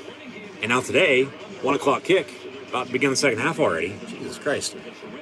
This game absolutely flying by. Both teams need to settle down, though. And then this game will slow down a little bit, I would think. And now today, it's like, this game's just, the day's flying by. The game is at halftime, about to begin the second half. We'll take it. No doubt about it. Football is the best sport on earth. But the Steelers need to be playing 10 times better than what they are right now. Yeah. Balance and consistency. Keep running Harris. Keep running 22 up the middle.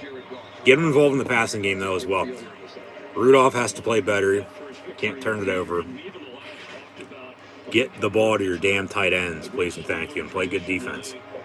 Honored their last 2 years of players in the Hall of Honor for the Steelers. And welcome to the crowd, leaving their terrible time. Steelers with the Hall of Honor during halftime a couple weeks back. On Sunday Night Football, they honored Steeler Hall of Famers. Years watching NFL football, you certainly recognize some of those names. A great success, a great tradition. Pittsburgh's one of the most historic franchises in NFL history, as they just showed us a list of everybody that was inducted earlier. And if we have a chance, we'll get to that later on in this second half. But the rain's coming down.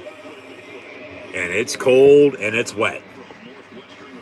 Boswell kicks off from the 5 on the return. Lions, good block. And a couple more missed tackles. Nice return out past the 40 to the 44 by the Detroit Lions. But this might be coming back for a legal block in the back or a hold, as there is a penalty flag on the play. So,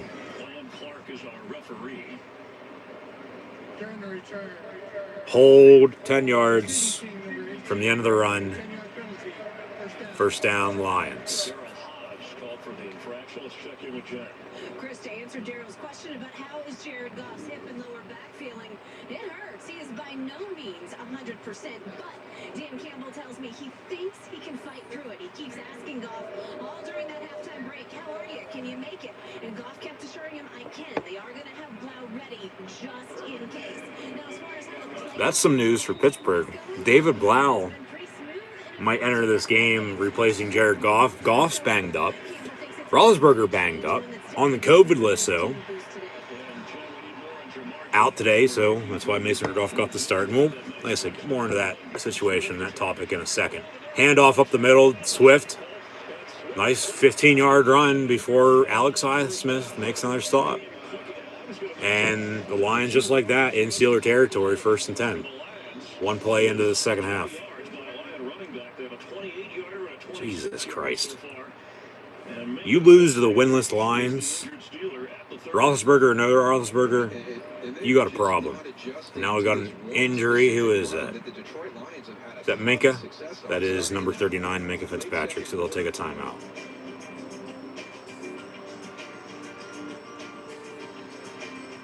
First and 10 Lions when we return here early third quarter. But no, like I said, Roethlisberger's out. He's on the COVID list.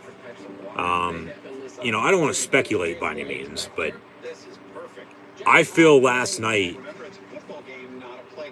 just because of the upcoming schedule, because if not today against the Lions, then when? Because you go to LA, take on the Chargers, you go to the Bengals, Ravens, Vikings, Titans, Chiefs, Browns, Ravens, close the year.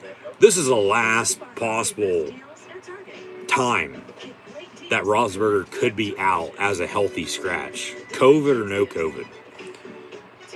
You know, because really, I think everyone knows damn well that whether they have said he tested positive for COVID, we know he doesn't have COVID. So, he's out. I feel he's a healthy scratch. They're just giving him some time off because he is banged up. He is. He's injured. You know, it's one thing or another. So, he'll be back next week, believe me. And they'll give the Chargers a run for their money. They will. Maybe even defeating LA. But got to take care of business today, though, first. You know? Hell, it's been upset week in the National League, dating back to last week, week 9, week 10 today. And then it continued on Thursday night with the Dolphins defeating the Ravens, which helped out Pittsburgh in the AFC North standings. But Pittsburgh has to take care of business themselves. You can't just get help and then not do anything yourself. You can't settle. You got to move forward. It blows my mind that they think that they can just get away with doing what they're doing and it'll be all right. So we'll see what happens, but yeah, and you know, more injuries. Minka Fitzpatrick there, back from break, but it's next man up. You play with who you have. First and 10 Lions from the 29. Hand off to Swift. About a yard or two before a tackle by number 90, TJ Watt.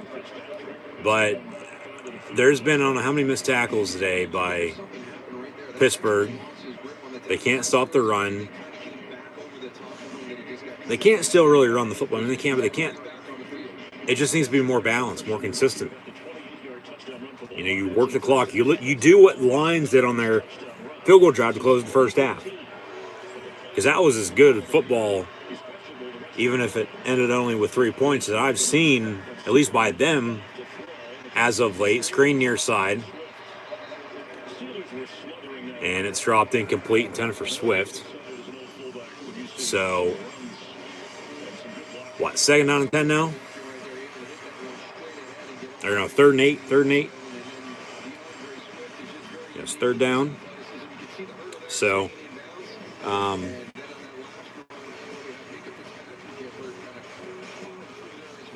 to get pressure on Jared Goff. 3rd and 9 officially.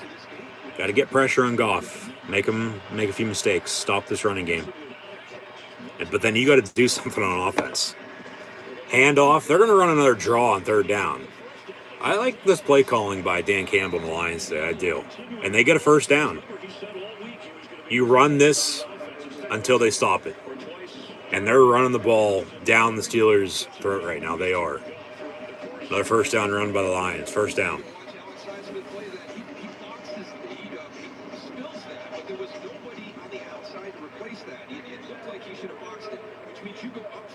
The running back inside.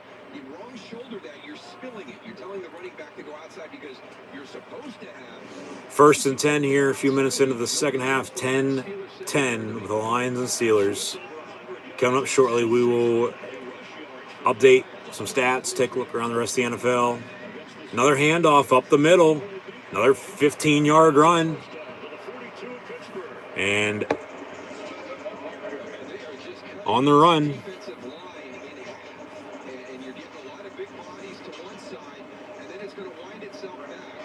There's Taylor Decker right there with the block, Evan Brown inside, and that's where it's happening. It's happening just to the right of center, Evan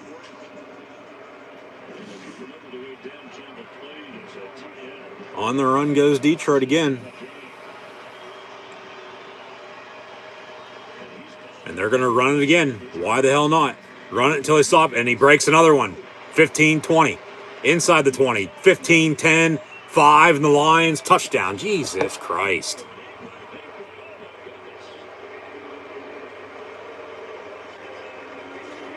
Missed tackle after missed tackle. Lions with a 6-point, about to be 7-point lead. Running the football down the Steelers' throat. Credit to the Lions. They are flat out, single-handedly beating the holy hell out of the Steelers right now.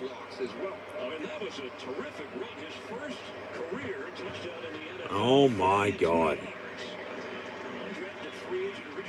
I'm not really that shocked, but what I'm surprised about is how easy they are making it seem. Like, what the hell? You know, they're winless, but I've said it all season long. They should have a few wins. I've said a few times already today, too. They might get their first win, but, well, we'll see if that extra point comes back into play or not. Kicks up and no good, so 16-10. So, my God. Yeah, Minka Fitzpatrick injured. I don't even know if he should have been out there on that play. Has the Lions do at least.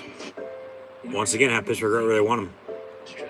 He's stumbling all over the place, trying to make a tackle. They can't tackle, say they're alive. Jesus Christ! Like, what the hell is going on right now? This upset week in the National Football League is continuing right now. It is. But this game's, by all means necessary, nowhere close to being over with right now. It's not. Still a lot of football left to be played. Pittsburgh's going to have to run it like Detroit is right now. You know, as mentioned, Rudolph's going to have to make some plays. The defense, you got to step the hell up. Like, what the hell? I would have thought, I guess not, though. Roethlisberger's out. Okay, yeah, you're going to have to make a ton more plays, but you're not. And then the offense looks as his look with Ben or not Ben, so come on, man. What the hell? Like, did you forget how to play football today? Did you forget how to tackle? No, they got to run Harris. Rudolph can't make any mistakes, but they're going to have to let him tear it out, open it up a little bit. They got to get the tight ends more. You know, Freiermuth only has a couple catches for basically nothing. You know, Ebron non-existent. Yeah, Claypool's out, but so is Juju Smith-Schuster. He's done for the year. Deontay Johnson stepped up. It's been a while since they've had the ball on offense, so hopefully they're rested up and can move it and run the football because, you know, the Lions with a field goal drive to close the first half and then a touchdown drive to begin the second half. Run the ball and stop the run. Like, how hard is it? And that's another 25-yard plus rushing touchdown by the Detroit Lions today. The Lions are making it look easy. Like I said, I'm not that shocked, but I'm surprised by how they're doing it and how easy they are making it look right now. Extra points up and no good, like I said. So, yeah, it is 16-10. So we'll see if that comes back to bite them. But Okay. Kevin Dotson, we know he's been done. Joe Hayden also done for the game. So who steps up? Who the hell steps up? We're not changing anything. We're not simplifying anything. We're just going to play our brand of football. Just absolutely pathetic right now by Pittsburgh. 1st and 10 from the 25. Fake the give to Najee Harris. Pump fake, and then Rudolph. What the fuck are you doing? He's going to run around. Okay, he's got a good block by Rudolph, or Harris down the far sideline, that is, and Rudolph gets... That was a dead play. He somehow, some way, made a play out of it. Dead from the start. Roll out. Freiermuth, he was trying to force it. He pump fake. No. Hey, I'm just going to tuck it and run. Reverse course. Reverse the field. Down the far sideline. Yeah, there's nobody there. Harris, nice block by him. And Rudolph, how far did that go? What was the tally on the... Okay, a 25-yard rush by Mason Rudolph. Who would have thought? I sure as hell didn't. Now, down the middle, incomplete. Short hopping it to Freiermuth, 2nd and 10. So, well, there's a rush by a Steeler quarterback, but it's something we haven't seen in quite a while. But at the same time, I get okay trying to control, trying to get a spark, rhythm, momentum, but I don't get why they're trying to throw all over the fucking field with Mason Rudolph today. Run the damn football. They do. Harris, nice stiff arm, gets about a yard. That's a 15 yards late hit. Thank you. Out of bounds. Tack it on. Yeah, he got about a yard or so. And then a late hit out of bounds on the Lions. 1st and 10. Steelers. The ref was a little late getting the flag out of his ass, but personal foul, late hit out of bounds, 15-yard penalty, automatic first down. Yeah, Harris, he was done on the play. And then he was in the white on the sideline. And boom, takes a shot. 15 yards. Okay, there's another ref running in. He was going to throw the flag too. So if one didn't, well, the other was going to. So 15 yards, automatic first down for the Steelers.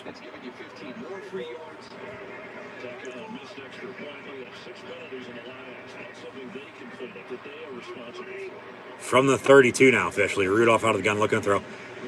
Far side, complete. Nope, dropped at the first down marker, intended for Johnson. 2nd and 10. 10:45 to play in the third quarter. We're underway in the second half now as well with the Browns and Patriots. 21-7. Update some scores.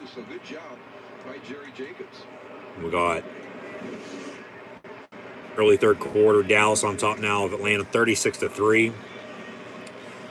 Titans 13-6 still over the Saints. Colts 29 over the Jags at halftime. Patriots, as mentioned, lead the Browns.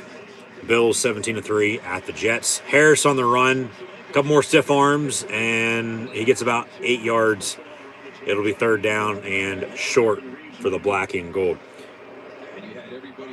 The surprise of the day with this game, with the Lions leading the Steelers right now at 16-10, would be the Skins leading the Bucks 16-6. But also still to come, we got the Panthers and Cardinals, Vikings, Chargers. We'll see what game I have at 4 on CBS. I'm hoping for Seattle, Green Bay before Sunday Night Football with the Chiefs and Raiders. But I believe I'm unfortunately going to get the Eagles and Broncos. Normally any other time I would get the national game of the week, but for some reason it's going to be Eagles-Broncos, unfortunately. So I'm going to be stuck watching that game. When I really want to see both Russell Wilson and Aaron Rodgers return. But I have another way to stream if needed.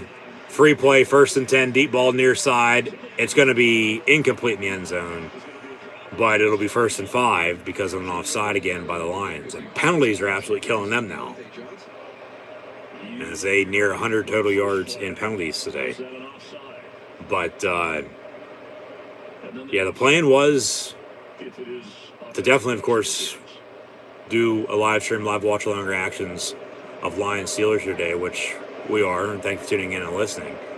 But then also potentially a double or a triple header with Seahawks Packers. Definitely want to see that game even more now with the weather, with it snowing. And then even potentially triple header with Sunday Night Football, Chiefs Raiders, but I don't feel that's going to happen right now. But we'll see. It's all going to depend on how this game finishes, along with what game starts at 4 o'clock on CBS for myself. Hopefully it's Seattle Green Bay, but I don't think it will be, which is a bummer, but it is what it is. And then Monday Night Football tomorrow night, Odell Beckham Jr. going to make his Ram debut in LA as the Rams take on the 49ers from Santa Clara on Monday Night Football. Benny Snell on the give, few yard run for him. Be 2nd down. Rudolph, come on, man. What the hell are you doing? Another offside. He's getting them on hard counts. No penalty on this one, though. 2nd and 6. Another deep ball. He thought he had a free play when he didn't. You got to be smart. And it was incomplete, intended for James Washington, 3rd down and 6.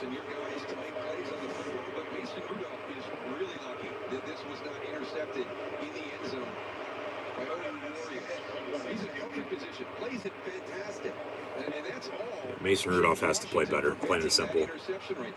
Down the middle, go to your damn tight ends. How many times do I have to say it? Use your tight ends. 3rd down and 6.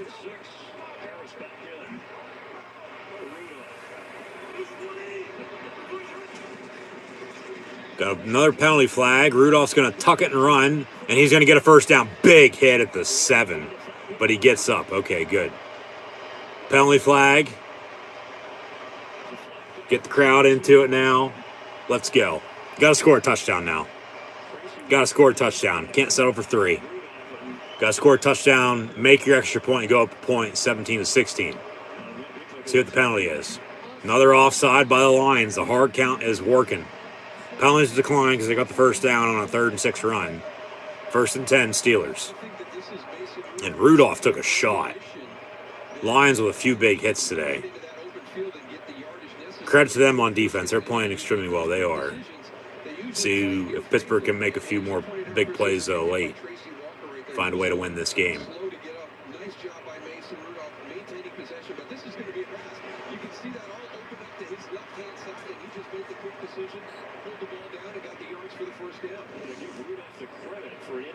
And now we got an injured Lion.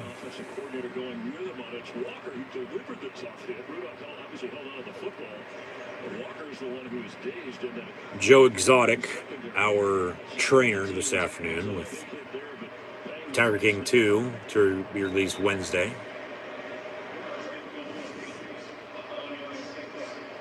All jokes aside, 1st and 10 Steelers. That's a big collision right there with him and Mason Rudolph, so hopefully he's going to be okay. 1st and goal, actually, for Pittsburgh inside the 10. Under 9 to play in this 3rd quarter. You got to take advantage of this. You got to take control. This is a 9-play, 69-yard drive to this point. Slant, incomplete. It was deflected, 2nd and goal. It's probably one of those situations where you're better that you didn't catch that one. I mean, he's got Jalen Reeves-Maybin coming from the inside out. That's going to be another big collision with James Washington. I didn't like that design at all. That was going to become too far inside. Yeah, I think Darryl, a rookie from Purdue, Derek Barnes, may have gotten a hand on that ball or deflected it. 55 right there at the bottom. And you see a little tip right there. Lucky he got a tip because James Washington was going to take a huge hit. So now 2nd and goal from the 6. Rudolph going to roll out near side. What the hell are you doing? Now 3rd and goal. Like, come on.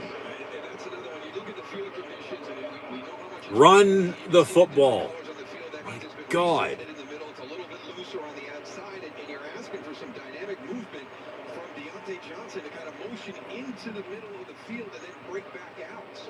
Let's back down to earth, back to reality.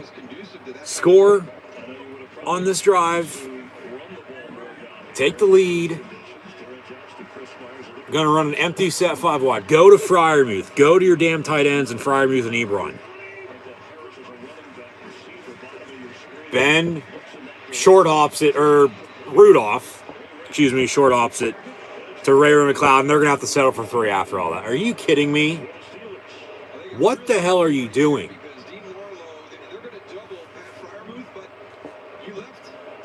My God. So there's Freiermuth 88 over here. They're going to double him. But when number 31 comes from the outside in, he's left his zone, right? And that is wide open. He's wide open. Get him the football. How the hell do you short hop it from 5 yards out? And now Boswell from 23 yards, at least kicks up and good, 16-13. 8:26 to play in the third quarter. You have to score touchdowns. You can't settle for fucking field goals. That's on Mason Rudolph. That's unacceptable. No wonder he's a fucking backup. We've already known that, but no shit. Like, come on, now. Just, oh my God, just mind-boggling. It's so goddamn frustrating sometimes. Like, why do you play down to your opponent? Like, seriously. No offense to the Lions, because they're playing some damn good football today right now. They are. They're beating Pittsburgh on the scoreboard and on the field. Like, literally beating them.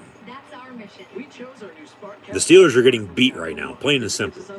But why does this always have to happen? Why is it like this? Like, you would think that, no, we're going to, even with the mindset that, okay, this is how it's going to go. Well, sometimes it doesn't go like that, and I get that, but still, like, come on. Like, just, oh my God. There's a lot that could be said about the new RDX. Could be. I don't even know what else to say. I don't. I'm speechless. And that's, for the most part, a first, to an extent. Like, come on. No, I'm eating them all. You wouldn't share your burger with me. Not this burger. The burgers you make at your house? Yeah, we can share that. That's How the hell? Seriously, do you not score a touchdown on that? Absolutely not. I like to get up to 30% off my You had insurance with Safe Pilot. arguably the best drive of the game since you scored on the opening drive to go up 7-0. And now you're just going steady, as they say. And now you're still trying to get back into it because you can't even tie it up or take a lead. At least you got some points, but still, come on, man. Like, seriously? Once again, why does it, like, always have to be like this?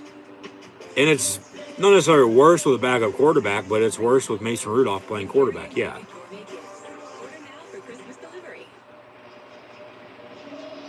Lions hoping for their first win of the season with a 3-point lead under 8.5 to go in the third quarter. Jared Goff has only had to put the ball up 8 times, 4 completions For 11 yards. through the air, but on Yeah. the ground they've been able to pound their way. Pittsburgh's going to have to stop this running game on defense. So, as mentioned, why do you always play down to your opponent? No offense to the Lions, they're winless, but they should have a few wins, and they're playing damn good. They're playing damn good today, too. They're beating Pittsburgh. They are. It's just, oh my God. Like, come on. The NFL's worked with its long-standing military and veteran nonprofit partners by visiting NFL.com/salute. Takes all of us to honor our military. And Dan Campbell, grandfather on both sides, serving in World War II, one in the Army, one in the Marines. His great uncle was a Navy pilot. His father, Larry, was in the Marines. His brother in the Army at Desert Storm. So now 1st and 10 for the Lions from the 32, and a rollout incomplete to the tight end, to the right side, number 89 right. And I don't know why Detroit's going to go away from what's working for him. Now, why you just want to continue to run the football and run away with this game because Pittsburgh can't stop it. Why start airing it out with Goff? Let him finish 4 for 9 for 11 yards passing today and a win. That'd be a stat line. Probably the lowest amount of passing yards for a starting quarterback in NFL history. Handoff and Schobert on the tackle. Swift for about 5 yards or so. 3rd down and medium. And we got an update. Buffalo and New York. The Bills and Jets. And as it was 17-3, it's now 24-3 early 3rd quarter.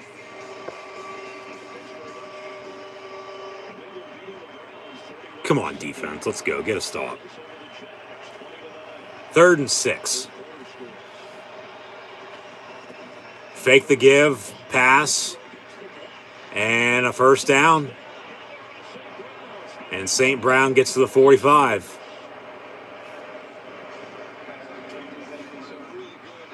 Yeah, the Steelers might want to start saying their prayers because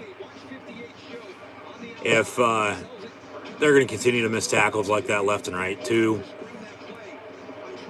3, 4 missed tackles on a 2-yard pass that went for a big 1st down.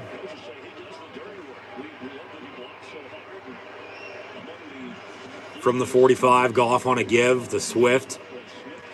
2 yards for him, 2nd and 8. You get down as you're already down 3 because you can't score a touchdown. You have to settle for field goals. Time not going to be on your side. I mean, hell, neither team took a timeout in the 1st half. But all 3 remaining in the 2nd half still. And you give them another touchdown. If you force a field goal, okay, I'll take it, 19-13. Give them a touchdown, you're down 10. Like, you go back, okay, luckily they missed the extra point then at that point, rather than being down 11. Needing a touchdown field goal with 2 point on top of it. Swift on a give, another 3-yard run for him. Be 3rd down about 6. So the time's not going to be on your side then at that point. And you can't really move it on offense right now. I mean, you can, but you can't. But then, you're going to be running to get back into this game, hoping to punch the clock and not be late. 3rd down and 5. 5:45 to play in this 3rd. And Goff on a rollout. Nice big tackle by James Pierre and Schobert there as well. No gain on the play. 4th down as Pittsburgh brought some pressure. What I say about pressure, stopping the run, bring some pressure on Goff. Make him make a few mistakes. He got rid of it on a screen, but then Pierre was right there on the tackle and nowhere for him to go. 4th down, the Lions. We'll see what they do here. Maybe kick a long field goal, punt. No, they're going to go for it. The Lions are going to go for it. 4th and 5. Do not jump off sides. Do not jump off sides. Play clock at 0. That's a delay of game. Back themselves up and they'll punt. Yeah, I don't know if that was intentional or not, but delay of game, 4th and 10. They'll definitely punt now.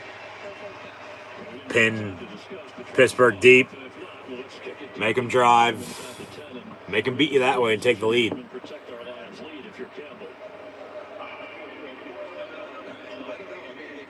me, I thought that they were going to try and go for it. Dan Campbell now, doing the play calling today, then also, monitoring, kind of the down and distance position on the field. I thought maybe they were just a little bit late with their decision. 4th and 5 still. Pittsburgh declined the penalty. And the punt going to be downed, and then Pittsburgh, what the fuck are you doing, Raven McLeod? Did you touch that? I think he did, and it's going to be Lion football at the 1-yard line. Get the hell away from it. It'll be down at the 1, but then McLeod might have touched that. If I'm Dan Campbell, I'm throwing that challenge flag right now, because that'll be a 1st and goal for the Lions at the 1, and the Steelers are shooting themselves in the foot. Got to see a replay, though, first, as the Zebras huddle up. The ball's going to be at the 1-yard line. It might be a touchback, but the ball's going to be at the 1-yard line regardless, whether it's Lion football 1st and goal or 1st and 10 for the Steelers, having to go 99 for 6. Good punt by the Lions. Kicking team player of the Lions, returner. It'll be a touchback. He didn't reestablish himself. He was in the end zone, came out, touched it, and down at the 1. Then, I don't know if McLeod touched it or not, but get the hell away from the football if you're going to let it bounce and be downed. I don't know if he touched it or not, because another Lion player, of course, tried to down it as well. But we take a commercial break. It'll be 1st and 10 Steelers from the 20 because of a touchback. The Lions could challenge in the meantime. I think it would be a good challenge if they would decide to challenge it, and would have a good chance of potentially winning it, and then they'd get the ball 1st and goal at the 1, touchdown play or 2 later, take the lead, hold on to win this game then at that point. Yeah. We'll see what happens coming out of break, but right now it's 1st and 10 Steelers from the 20. Baker Mayfield injured against the Patriots, the Browns, with him banged up. They'll, knowing them, probably give him another year. I wouldn't sign him to a long-term deal there right now. I wouldn't. And Baker's hurt. You can tell he's injured. Case Keenum's starting to warm up. Hell, he's already dealing with a torn labrum and a fractured shoulder. Now, Mayfield, I think his time in Cleveland might be coming to an end soon. Kirk Cousins would be one to keep an eye out for to go to Cleveland if he'd leave Minnesota, because his deal's coming up. But, and then, of course, you have the reunion with him and Kevin Stefanski, but at the same time, Cousins will press him in Minnesota. The big thing is, does Mike Zimmer keep his job at the end of the year? Right now, I'd say, once again, he's on the fence, but it's all just going to depend on how the season wraps up. It's a lot of football to be played, no doubt about it. Here today, in this game, all the other games today, and then in the weeks and months to come before the playoffs begin in the Super Bowl. But, we'll get into all that discussion a little bit later on. But, yeah, 1st and 10 Steelers from the 20, coming out of break. They luck out on that punt return. Could have been a disaster, to be honest with you, right there. But now, 1st and 10, black and gold, 4:32 to play in the 3rd, down 3 from the 20. Rudolph going to be under center with 22. Najee Harris in the backfield. Handoff. Harris for a yard. 2nd down and 9. The problem is up front on the offensive line. It is. I mean, they played well week 1, 3-game losing streak. It's like, what the hell? But then they were still in all those games. Defense gave up, plays late, end up losing.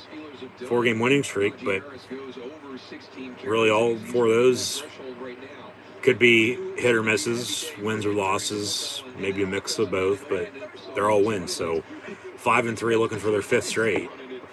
2nd and 9 out of the gun from the 21. Another handoff, fake the give actually to Najee Harris.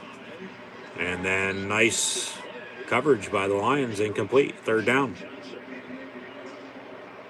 We've had an opportunity to do Detroit a couple of times this year, and Jerry Jacobs was kind of a late addition to getting into that starting lineup. They started out with Bobby Price after they had all those injuries to the quarterbacks on the outside, and he is getting better and better each Pass was intended for number 18, Deontay Johnson. And, yeah, just good coverage by the Lions and an incompletion. If the Lions can hold after that, get the ball back again maybe here, keep running it, run the clock. Pittsburgh can't do anything. Defense going to have to make a stop. Rudolph, deep near side. Nice catch by Ray McLeod coming back forward to the 36-yard line, but was he in bounds? It'll be a 1st and 10. They say catch, 1st and 10 Steelers. Yeah, that's a catch.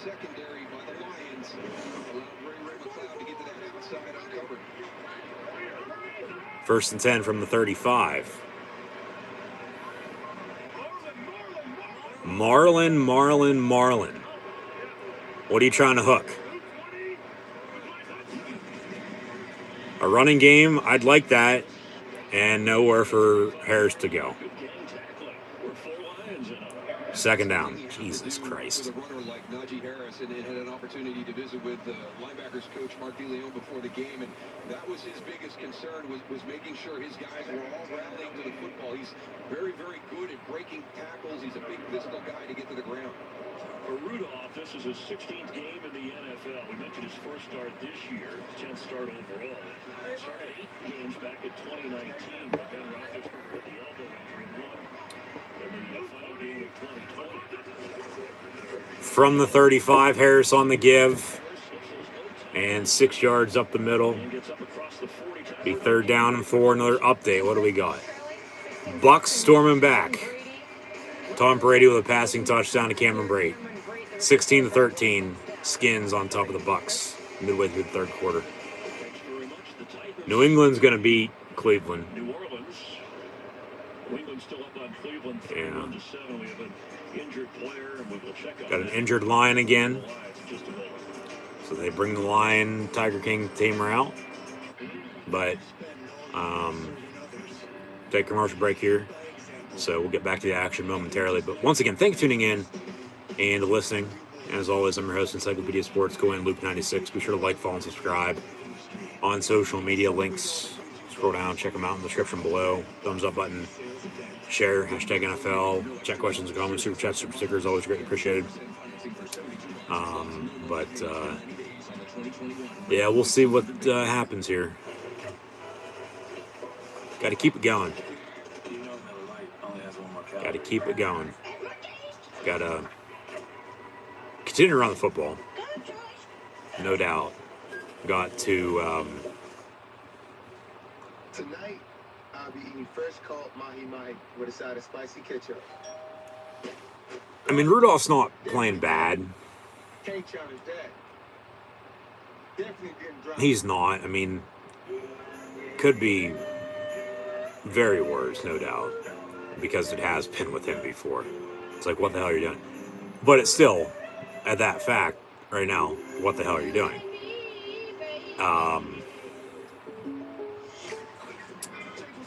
You know, if they can continue to run the football and get it to... They have not gone to these tight ends whatsoever today. Ebron has 1 catch for 4 yards, and Freiermuth has 2 catches for 12 yards. Like,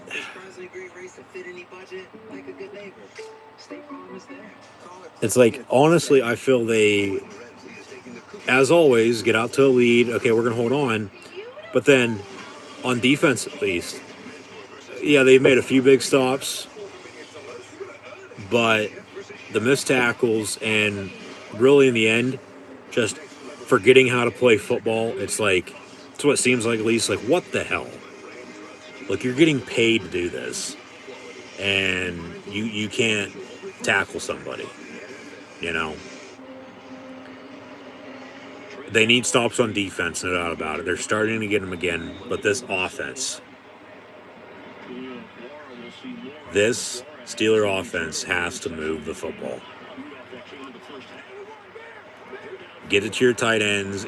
Get the ball to Harris out of the backfield as well in the screen game. You don't have to run it with him all the time, but run the football though too. 3rd and 4. Rudolph going to go deep Far sideline, and it's going to be dropped incomplete by guess who? James Washington with his brick hands. 4th and 4. 4th and 4, you throw the ball 20 yards downfield.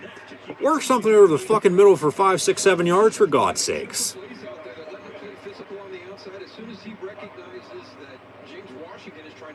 And here we go with Rudolph going to his favorite college and NFL target, his only friend in the league, and James Washington. 4th and 4, and the Steelers on to punt, still trailing by 3, 16-13 against the Lions. And a return for a few yards on the punt. 1st and 10 Lions from around the 20-yard line with 1:48 to play in this third quarter. My God. Come on. Defense. Need a stop. Please, get a stop. Need a stop. Need a big stop.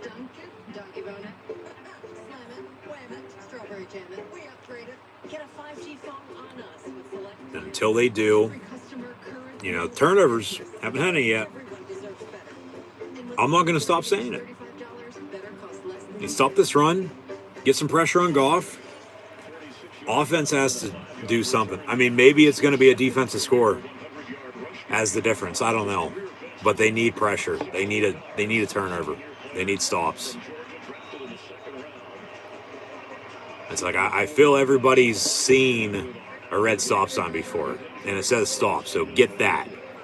CBS actually going to switch us over from Cleveland, New England to New Orleans, Tennessee, because the Patriots are beating the dog shit out of the Browns. 1st and 10, DeAndre Swift for a yard or so. Schobert and Highsmith, talked about him earlier, with Spillane as well, making stops. A few big tackles here today. TJ Watt, quiet afternoon. Devin Bush, quiet season, to be honest with you, coming back from injury. Cameron Hayward, quiet afternoon. Minka, injured a little bit, but he's playing. Hayden's done, so James Pierre and Cameron Sutton stepped up. Terrell Edmonds is a guy to keep an eye out for, though, potentially to do something. Jared Goff goes down on the sack. Speaking of the devil, TJ Watt and Joe Schobert. Down goes Goff. Be 3rd down. And now we got an injury. And it's TJ Watt, and he's holding his left leg. Oh, God. No. Just no. And Heinz Field has gone silent. You can hear a fucking pin drop right now. No. Good God, no. Steelers cannot afford to lose TJ Watt. No. My God, no. And the trade deadline was a couple weeks ago. You'd have to sign somebody, but you play with who you have. So who the hell steps up on defense? TJ Watt injured. And it doesn't look good. No, he takes down Goff on the sack, but he gets injured in the process, and it's his left leg. No, good God, no. They'll take a break.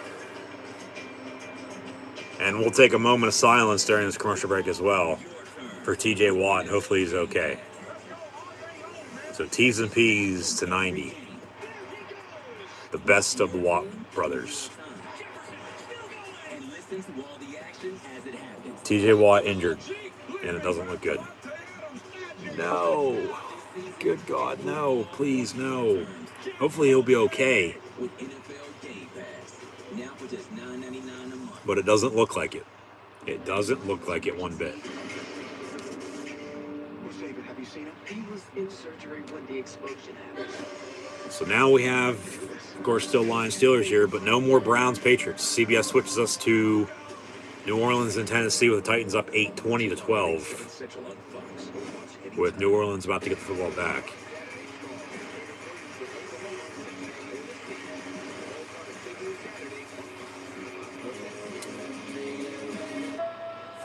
He walks off. That's a good sign. He walks off. He'll go into the blue medical tent. but not a good sign right now as T.J. Watt is injured. And it, like I said, didn't look good. But he was able to walk off on his own, which is a good sign. He takes down Goff on the sack, gets injured in the process. Back from break, now 3rd and 15, 40 seconds and counting to play in the third quarter. That's a false start. Thank you. 3rd and 20, 37 seconds to play now in the third quarter. Lions lead at 16-13. We'll update some stats and scores at the end of the quarter. Stay tuned.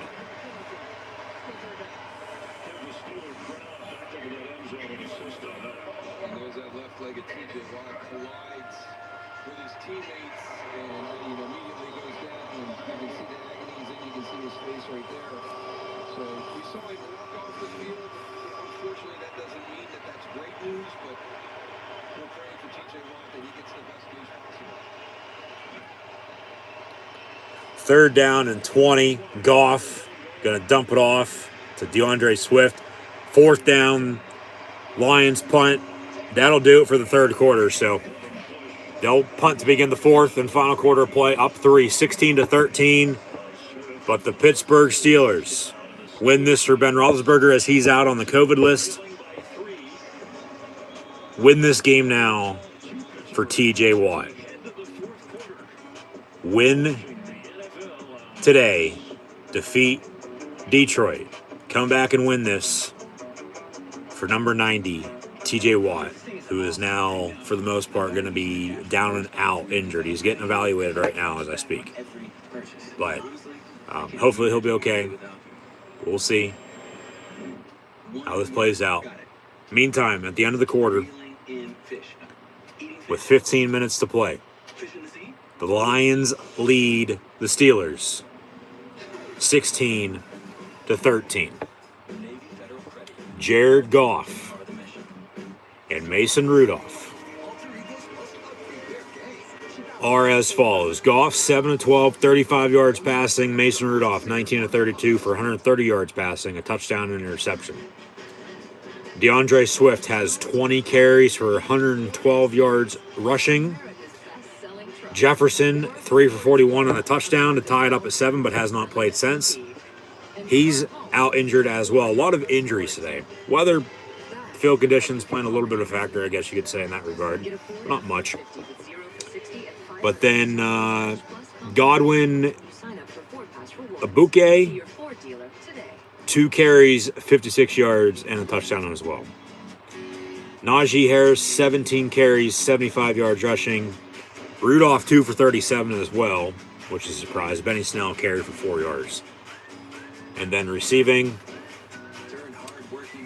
St. Brown, as the Steelers are going to need a Saint with our prayers right now. T.J. Watt out. Roethlisberger's out to begin the game, but Watt going to be out now, it looks like, rest of the way. Come back and win this for both of them. The Lions really haven't passed. But St. Brown has 3 catches for 21 yards receiving.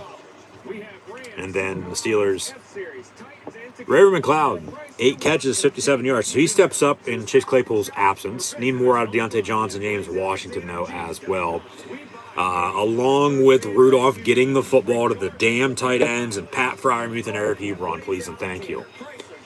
As mentioned, McCloud 8 for 57. Deontay Johnson has 4 catches, 28 yards receiving. Washington 2 for 15. Derek Watt somehow, someway has a catch for 9 yards. Just saying, I don't remember that by any means, but take it for a grain of salt. It is what it is. 9 yards receiving. So Ebron 1 for 4. Freiermuth 2 for 12. They're not working Harris out of the backfield as much today either. They almost blocked the punt. It'll bounce at midfield. Steelers on the return. And nowhere for him to go. 1st and 10 from the 50 for the Steeler offense. As Watt's back out on the sideline, out of the 10. And he might be okay to go next time they get back out there on offense. We'll see. But they're not working Harris as much out of the backfield in the receiving game here today for some unknown reason. I don't know why. So, run this ball. Work the clock. Take the lead. Play good defense and hold on to win. That's where we're at right now, folks. So from midfield, 1st and 10 for the Steelers. And Rudolph going to hand off to Harris. Surprised there's no holding on that for 81 Zach Gentry. But there's holding on every play, so once they call it, it's not a penalty. 9 yards on the run, second down and 1. As we begin the fourth and final quarter of play. Steelers trail at home by 3. Your score, Lions 16. The Pittsburgh Steelers 13. As the Lions are still searching for their first win of the season. From the 42. And Harris on our 4-yard first down run. First and 10 Steelers. They'll move the sticks. Let's go. Keep it up.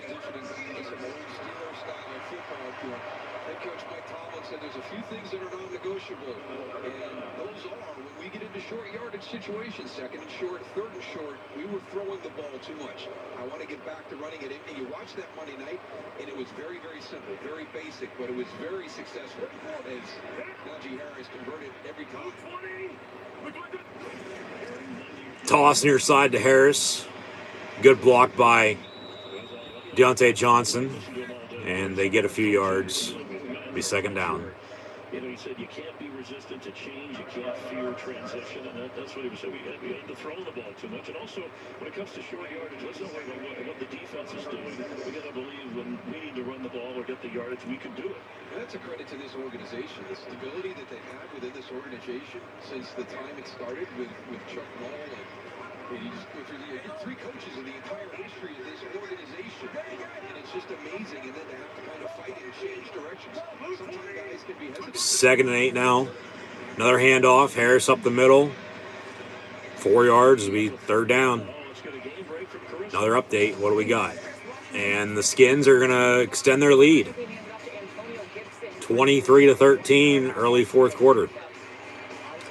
Dallas putting it to Atlanta, 43-3. They'll advance to 7-2. Patriots now up 38-7 on the Browns. 3rd and 5 for the Steelers.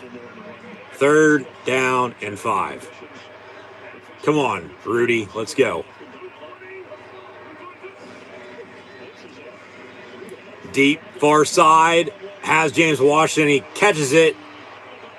He might have been out of bounds, though, when he caught it. There is a penalty flag for a push-off, probably, on an offensive pass interference.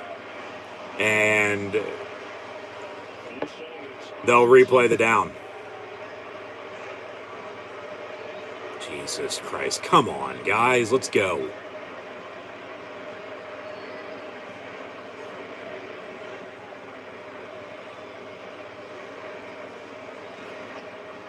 Come on, Stripes. Let's go. Hurry up.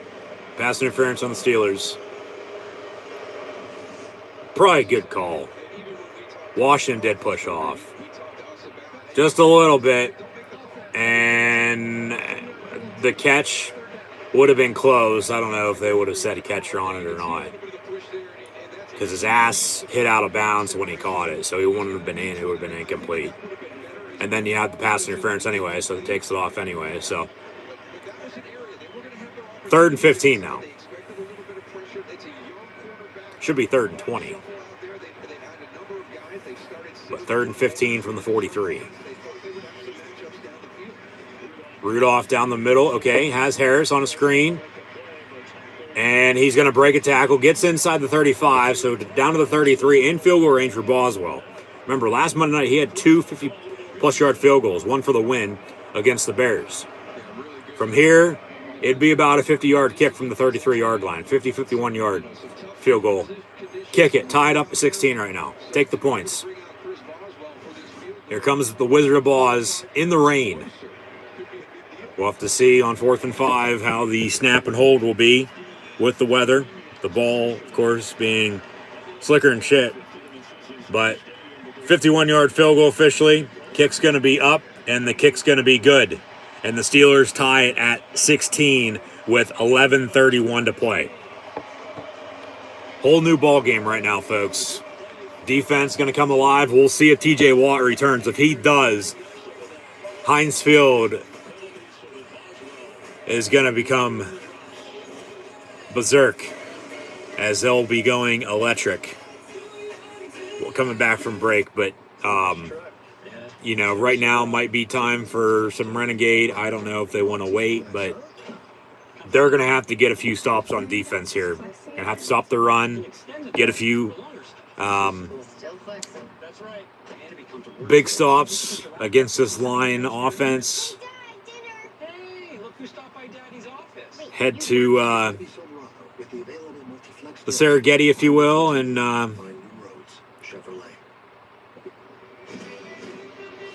not necessarily saying poaching's a good thing, but that's what the Steelers need to do right now to take down these lines. Stop the run, need some stops on defense, bring pressure on Jared Goff, make him make mistakes. Force Goff to make a few mistakes here late when the game's on the line. Tied at 16 now. So, we'll see what gives, but the Steelers tied at 16. 16 apiece for the Lions and Steelers as Boswell ties it up from 51 yards out. So, Harris now appears to be burping the baby. That's a great moment right there. Refs going to the rule book here. here we go again. We don't need any more trick plays. Always like this, it seems like, as mentioned. Coming down to the wire. But as I mentioned earlier, this weather, you know, low scoring as it was then, still is. Defensive showdown. This game's going to come down to the end. Come down to the wire. It's going to be, as mentioned, halftime as well. Who's making stops on defense when the game's on the line? Who's going to bend but doesn't break? Who's going to make some stops? Pittsburgh with a turnover, maybe a defensive score would work. That'd be nice right about now, I'd say. But then get the ball back on offense. If they can run the ball when they need to here late, both teams, that is. But as a Steeler fan, even more so, Pittsburgh, Lions have been able to run it extremely well. They played really good today. They have. Got to give credit. If they can run the ball, both teams here, when the game's on the line, when they need to, should find a way to win. Hopefully they'll find a way to win, and hopefully should win at that point, I should say. As they show a stat of Chris Boswell making 13 straight 50-plus yard field goals at Heinz Field dating back to 2015. Whole entire NFL from 01 to 14 only made 4 total. So, yeah, he's missed a few.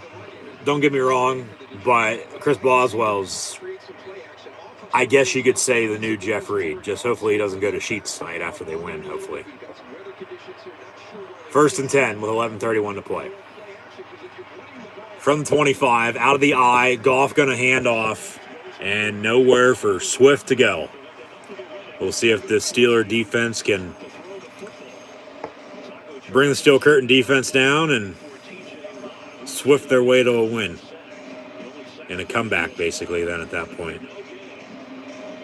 Because they got out to a lead, and then we're tied at halftime.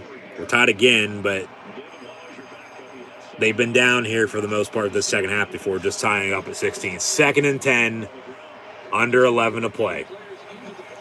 16 apiece for the Lions and Steelers. And once again, thank you for tuning in and listening.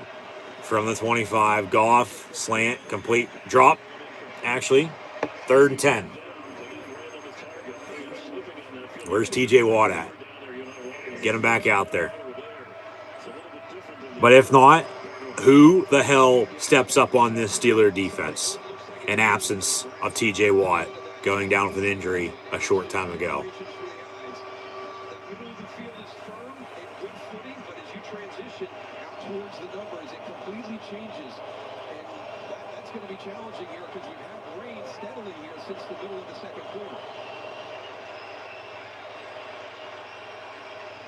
Goff looking to throw. It is caught, but then only a 5-yard completion.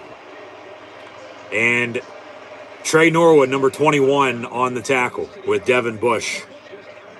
4th down, and the Lions will punt. So the Steeler offense getting the ball back you got to move the ball downfield. Okay?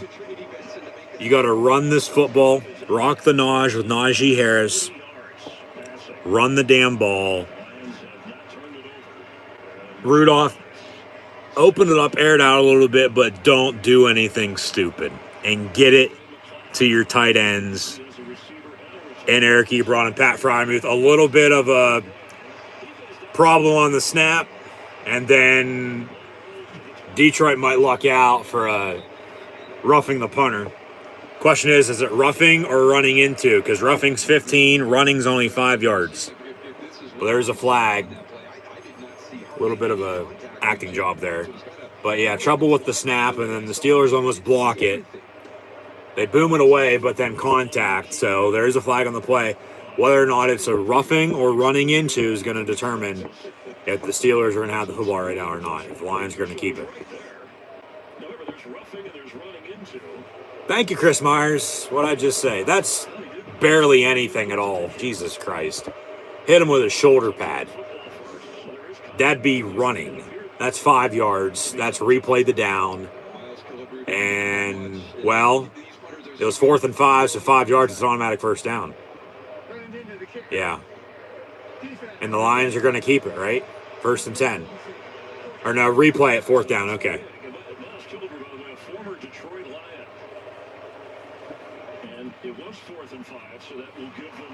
Yeah, that's a first down. That's what I thought.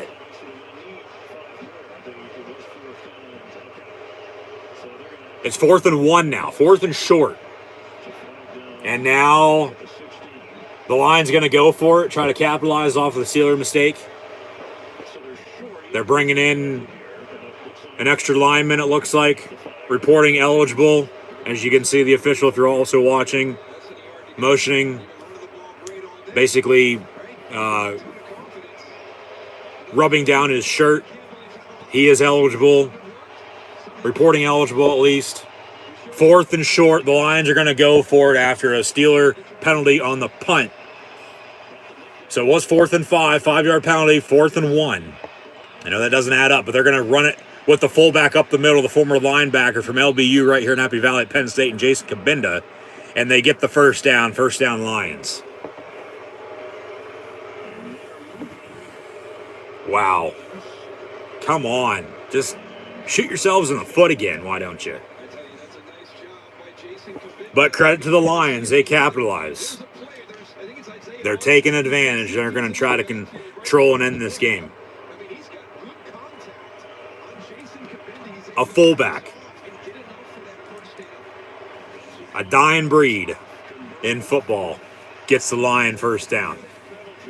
Handoff, DeAndre Swift, Highsmith, tackle for loss in the backfield. 9-1-1 to play. The Lions might want to be dialing that number because the Steelers are about to bring even more pressure than what they just did. 2nd and 15. Tied at 16 here this afternoon with the Lions and Steelers.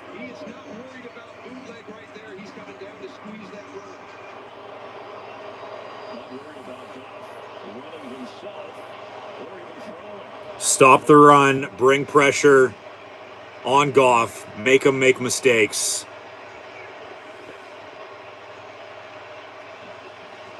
Another handoff. Swift going to be brought down by James Pierre at the line of scrimmage. 3rd down and long. 8:28 counting to play. Both teams still have not called a single timeout at all this whole entire game. I think that might be a new record. With 8.5 to play, no timeouts called at all by either team in the first half. None to this point in time in the second half either. 3rd and long. Here's your turnover play right now. Or here's your big sack by the Steelers. It's either one of those two or they're going to get a first down somehow. On 3rd and 15, watch, they'll get 16. Play clock winding down. 3, 2, 1. They barely get it off. They're going to run it. Swift, he's got a few blockers. Okay, he gets a few yards. 4th down. Steeler defense gets another stop. But this offense needs to do something. But on the punt, do not bring any pressure now. Don't try to block it. Don't run or rough the punter and get a penalty called against you to keep the Lion drive alive again.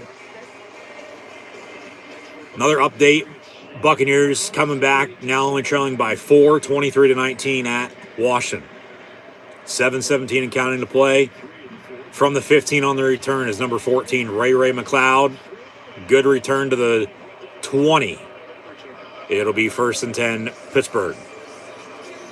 16-16 with the rain still coming down. 7:09 to play. Run the damn football.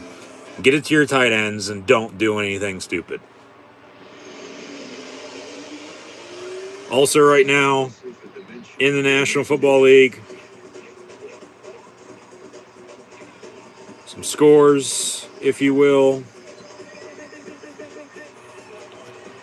Still 43-3. Cowboys leading the Falcons along with 38-7. Patriots on top of the Browns. Bills beating the Jets 38-3. Got a few close games here. As right now, well, it was Cleveland, New England with Detroit, Pittsburgh, but now it's Detroit, Pittsburgh with CBS switching us off to New Orleans, Tennessee with the Titans up 23-12 at home against the Saints. Colts still leading 20-9 over the Jags. And then Washington leads Tampa by 4, 23-19. I guess the 2-point conversion was unsuccessful for Tampa Bay, but or hell, they might even miss a field goal. I don't know. But a 4-point deficit on the road. Coming back, though. But then, as mentioned, still to come, Panthers, Cards, Vikings, Chargers, along with Eagles, Broncos, Seahawks, Packers. Those 2 games there. We'll see what game I get at 4 o'clock. As I mentioned earlier, I'd love to do this game, double, maybe triple header today with Sunday Night Football as well, the Chiefs and Raiders, but I don't think I'm going to be getting to see the return of Russell Wilson and Aaron Rodgers, unfortunately, from Lambeau Field in Green Bay, the frozen tundra, if you will, with all the snow they got. Seattle and Packers. Seattle Seahawks and the Green Bay Packers, coming up less than an hour from now on CBS. So game's still to kick. Panthers, Cardinals with Cam Newton back in Carolina. We'll see if he plays a little bit here today or not. Vikings, Chargers, Eagles, Broncos, Seahawks, Packers, Chiefs, Raiders, and Rams, Niners tomorrow night on Monday Night Football following the Dolphins win against the Ravens 22-10 on Thursday Night Football. We will preview next week if we get a chance here today as well. If not, be sure to tune back in tomorrow night for live watch-along interactions live right here on the YouTube channel. And thank you once again for tuning in this afternoon. We'll see if the Steelers can find a way to win this game. 1st and 10. It is 16 apiece from the 29. High snap, handoff to Harris. And Najee gets 3 yards, 2nd and 7. Over 20 carries, over 90 yards for Najee Harris. It's funny, both of these teams, you hear defensive coordinators always say, hey, we got to stop the run. We're going to force them to be one-dimensional and throw the football. Both of these teams, by choice, have become one-dimensional just running the football. I mean, neither team very much success throwing. Steelers averaging about 5.5 yards a carry. The Lions are averaging 7 yards a carry on the ground, over 200 rush yards. Rudolph under center, fake the give to Harris, roll out, and a dump off on a nice play action pass to Deontay Johnson. That's a 1st down for the Steelers on a pass of 8 yards. Move those sticks, 1st down, Steelers.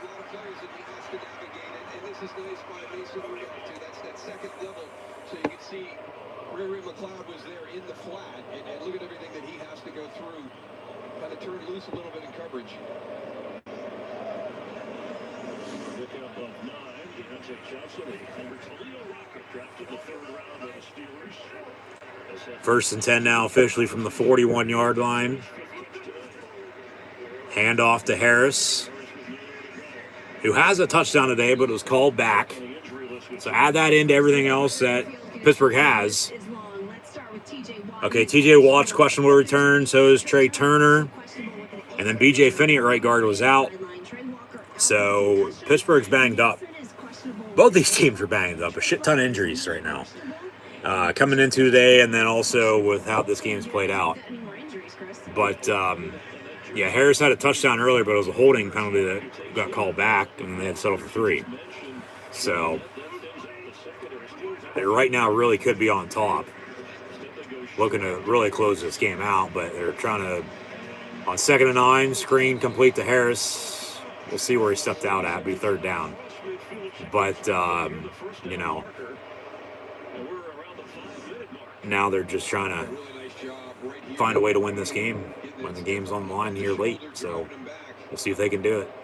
But I think in that injury report from Jen Hale, you heard Trey Turner. Kevin Dotson is already out. So that's 2 of the 5 up front for the Steelers. And then we saw Matt Nelson. We saw Matt Nelson on that Detroit Lions injury report as well. He was the key part to that running game. So with Matt Nelson, 3rd down and 3 for Pittsburgh. Ball around midfield. And Rudolph, oh my God, Jesus Christ. Catch the fucking football. Incomplete, 4th and 3. 10 for Deontay Johnson. And he tried to OBJ it. Catch the ball 2 hands. That's why you have him.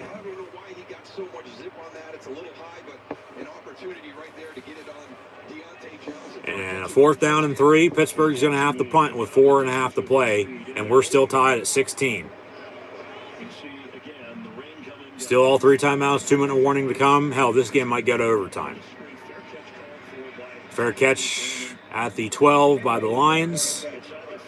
Well, the 1st and 10 from there, seeking their first win of the season. Tied at 16 with the 5-3 Steelers. 4:27 to play.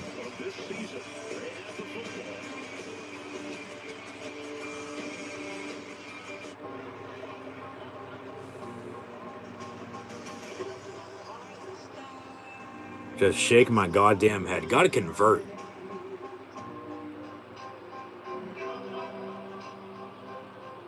Not necessarily abandoning the running game. I mean, Harris almost 100 yards rushing now. But you got to give credit to Detroit. You do. They're playing extremely well today. But at the same time, as mentioned with Mason Rudolph, nothing stupid. At least he didn't turn the ball over, but still, playing quarterback in the National fucking Football League. Like, don't be doing anything stupid just like you did. I mean, you got to... I understand put it in position for only where your players, your teammates can get the football. But the defense, here we go again, once again, going to have to get another stop. They believe in this defense way too much to win games for them. But here we are again. History always loves to repeat itself. Well, it's a Sunday afternoon in the fall and the Steelers are on. Well, guess what? The game's coming down to the wire. So, it's just how it is. It is what it is.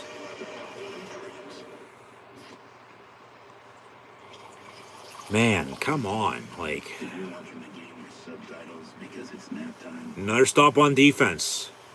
See if TJ Watt returns or not. It'd be nice if he did. Because, well, regardless if he'd do anything or not, well, if he's out there, well, he's just a decoy then if he's not going to do anything. That's going to open up a gap for somebody to come up and drill Goff, I would hope. Or even, you know, in that regard then, too, to at least get pressure on him, and then you make a stop in the back end, and you get a turnover out of it. Oh, mama. 4:27 to play, tied at 16. The Steelers need another stop. 1st and 10 handoff to DeAndre Swift, and Highsmith making another stop. Another tackle for loss in the backfield. Be 2nd and long, got a penalty. This will probably be a hold if I'd have to guess. 10 yards. Replay down. I'd decline it. Take the 2nd and 15 again. Maybe a chop block or an illegal formation. Got a penalty flag. It's going to be on the Lions again. And penalties once again killing the Steelers' opponent. Defense chance. Personal foul. We got illegal blindside block, a low block, a chop block. So personal foul on the tight end, TJ Hawkinson. And I believe they'll replay it down. It'll be first and a mile. So he's removed from the formation, so he cannot go long to a play like that. We had one earlier this year, kind of a similar situation. I'll take the penalty. I don't see no penalty, though. I mean, that's, well, maybe a little bit. It's just blocking. It's football. You know you're going to get hit when you sign the fuck up, so play. Let's go. 2nd and 14. They do decline it. 2nd and 14. Yeah, okay. Smart. 3rd down with 92, Loudermilk, and Edmonds on the stop. Got a timeout by the Steelers. First by either team the whole entire game. They'll have 2 remaining with 4:14 to play. Stopping the clock, so Detroit can't milk it anymore. But a 3rd down and long here for the Detroit Lions.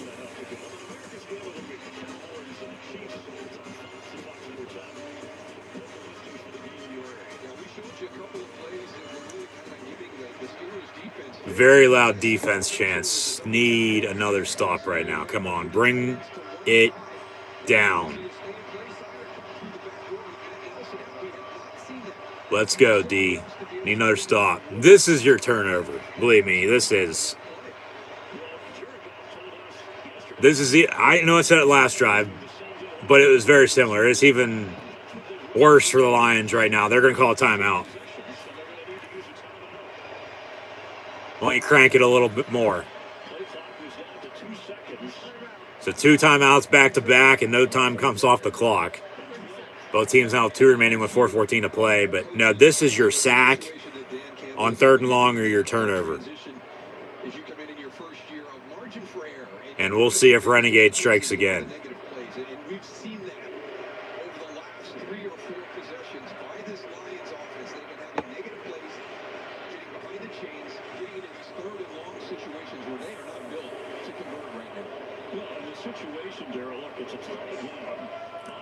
Third down and 12.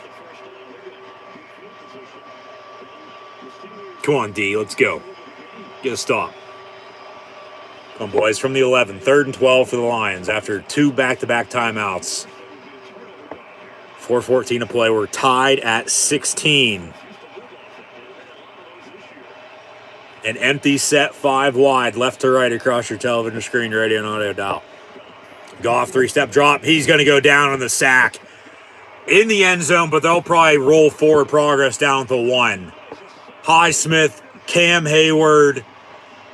It'll be 4th and a green mile from the 1. No safety, no sack in the end zone, but he does go down on the sack. 4th and 22. How about you bring the house now and block this son of a bitch? Just don't run into him like you did the last time. But also play it safe because you're probably going to get some good starting field position. And a field goal is going to win it for you at this point in time. I mean, you could look at it to see forward progress if they stopped at the 1 or not. Which they do. 1.5 yard line officially. 4th and 21. And Detroit gets it up and away from midfield on the return. Ray McLeod calls for a fair catch. The 1st and 10 Steelers from the right side of the 50 marching on in. In-line territory at the 49-yard line. 2 timeouts, 1st and 10 with 3:22 to play. We're tied at 16 with the Lions and Steelers. And yeah, the difference right now is a missed extra point by the Detroit Lions, who should right now honestly be up 17-16. Steelers can't settle for any more field goals though right now. Even though a field goal would win it, a touchdown's even better. Because you kick a field goal again, as good as the defense has played, well, maybe they don't get another stop, and then the Lions score a touchdown and win it that way. Need a touchdown. Rudolph looking to throw, slant, incomplete. Run the fucking ball. Jesus Christ. Run the ball. Run time off this clock. Move the sticks. Score, give them no time left, and win.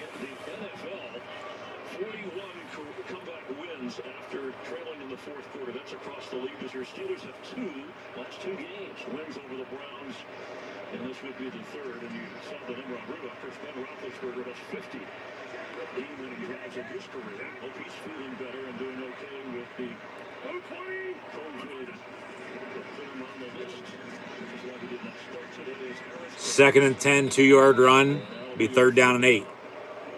See if the Lions call any timeouts or not. Probably not. Work the clock. Let it wind.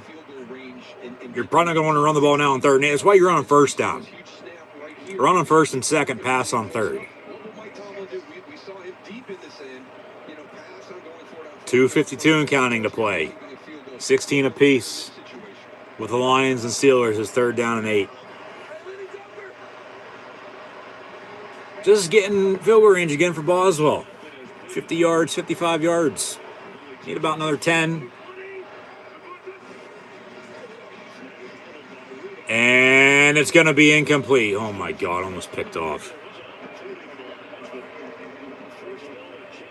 It looked like he was going to go far side. He came back on a pump fake down the middle, incomplete, intended for his favorite target, former college teammate and NFL pro now, alongside Mason Rudolph and James Washington.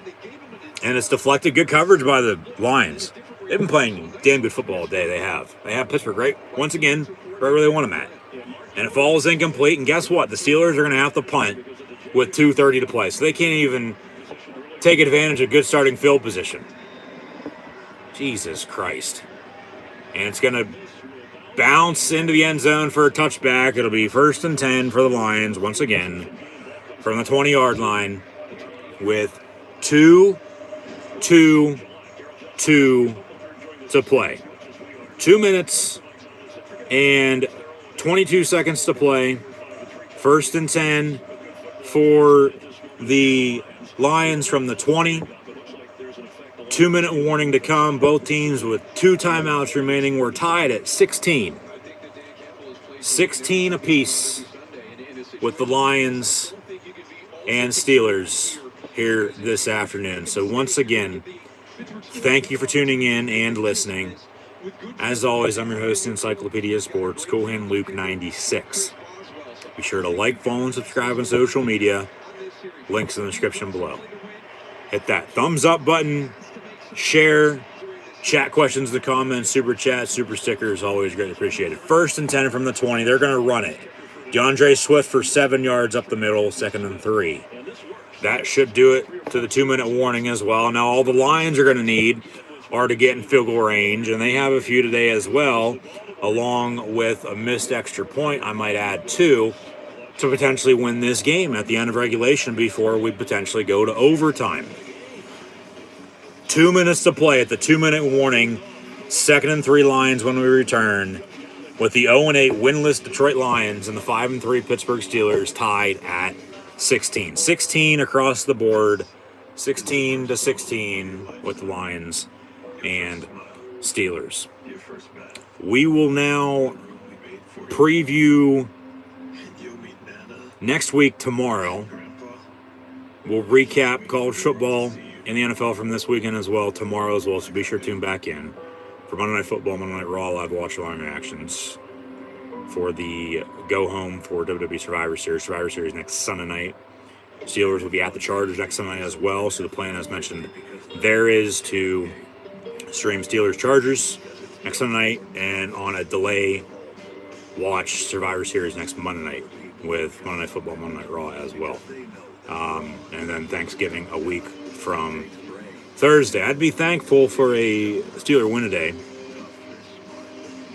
We'll see if they can get it done, but once again, the defense is going to have to get another stop here. No turnovers yet. Just saying, but no turnovers yet by either team. Other than an interception early that I might add that I just actually forgot about Mason Rudolph, but doesn't matter. That worked itself out because the Lions didn't capitalize, so that's probably why I'm not thinking about it. I'm not counting it. Yeah, so nice interception, nice strip sack fumble would be nice right about now by the Steeler defense, but we'll see. No, but the plan is, we'll preview the NFL for next week tomorrow. We'll recap all this football action from this weekend as well tomorrow as well. And then we'll see what 4 o'clock game I get on CBS here. Coming up in about a half hour or so. Whether it be Seahawks, Packers, or Eagles, Broncos. If it's the latter, there's no live watch long reactions the rest of the day. If for somehow, some way, I finally get, or do get, as I should, the national game of the week with the Seahawks and Packers Day, but for some reason I don't know why I'm not going to. But we'll see who's right and who's wrong. And then, of course, Sunday football, of course, wanted to do a double or triple header day, but I don't think that's going to happen. All is going to depend on how this game ends and then what we get later. But just be sure to subscribe. It's the easiest way to stay up to date. 2nd and 3 at the 2-minute warning with 2 minutes to play. Lion football tied on the road at Pittsburgh. 16-16. Empty set 5 wide. Complete for a first down, and Schobert and Pierre on the tackle. 1st and 10, Lions. All Goff has to do, as he will probably finish, depending on how much more they pass here on this drive, under 100 total passing yards today. But then the Lions as a team over 200 yards rushing. Harris a yard under 100 total here today. But he's going to try to march them downfield to get in field goal range to win this in regulation before potential overtime here with the Lions and Steelers. And we'll see if they can capitalize in overtime if we get there. 2nd and 5 with 1:05 and counting to play. From the 40. Under a minute to play now. Goff, quick pass near side. And it'll be 3rd and 1 with 52 seconds to play. Timeout. And as we have a whistle, I believe the Steelers called a timeout, if I'm not mistaken. Timeout, Pittsburgh. They'll have 1 remaining. In search of their first win of the season. In good position with the football. 51 seconds remain. Couple of timeouts. Just get the first down if I'm Detroit.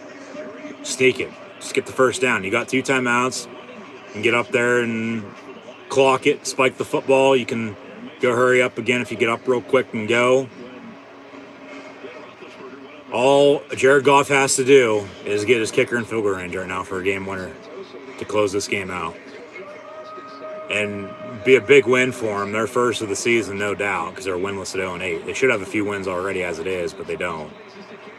But then a loss by Pittsburgh today, this would be a tough, heartbreaking, leave a sour taste in your mouth type of loss. 3rd and 1 out of the gun. Pass complete, and then a tackle by Devin Bush, but they should have enough for a first down. No. He's going to be a half yard short on 3rd and 1. 4th and inches. Spot that football. Where's it going to be spotted at? 4th and inches or 1st and 10 for the Lions. And then do they go for it? If they do, watch for the hard count. Do not jump offside. That's a first down. Yeah. So 1st and 10 Lions. Get another stop. 47 seconds to play. The Steelers beat the Lions in the preseason. They met back in August. The Lions are tied with the Steelers, though, here today, mid-November.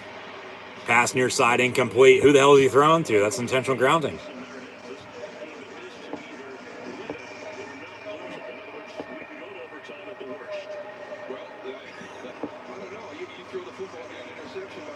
Second down and 10 after the incompletion. 41 seconds to play.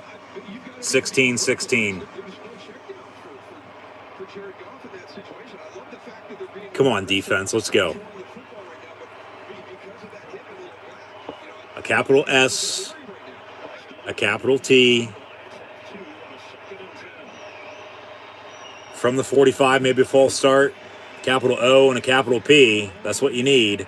Almost picked off. Incomplete. 3rd and 10.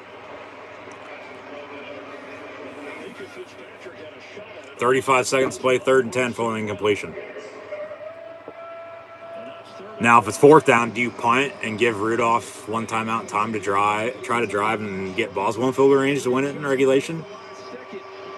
Or do you go for it, give him a short field? I'd punt if you don't get it here. Make him drive and score on you.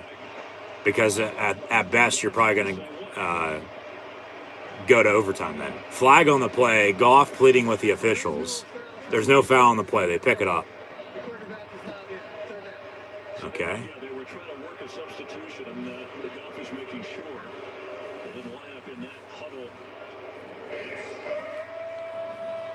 3rd down and 10 here. 35 seconds to play. We're tied at 16. What a game this has been with the Lions and Steelers.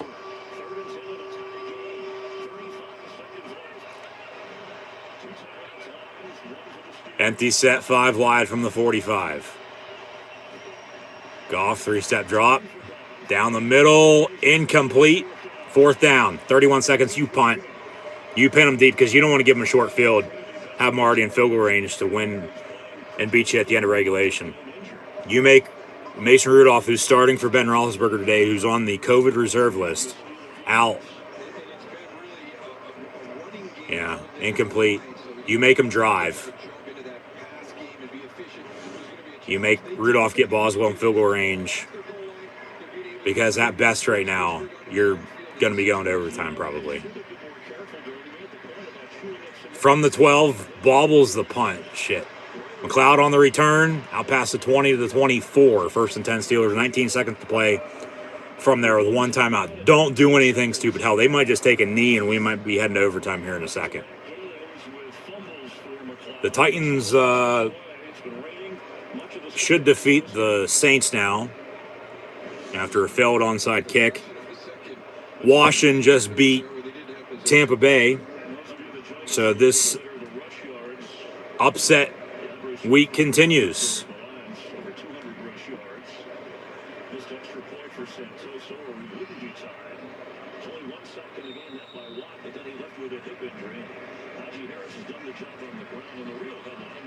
As the Steelers will in fact take a knee, a new beginning is upon us. We will head to overtime once again from Heinz Field in the Steel City for a Pittsburgh Steelers home game against an NFC opponent. They won in overtime on a Sunday night about a month ago now against the Seattle Seahawks on a game-winning Chris Boswell field goal. Last week also in primetime on Monday night, Boswell kicked the game winner. Steelers defeated the Bears 29-27. The Lions and Steelers now head to overtime, tied at 16. You win the coin toss, you want the football. You score a touchdown, you win. After that, next score wins the game. Lions are the visitors. They'll have the choice to select heads or tails. A 10-minute overtime period. Just hope to God this game does not end in a tie, but a Steeler win. 2 timeouts. 2-minute warning as well, and all replays from up above. Game ends in a tie.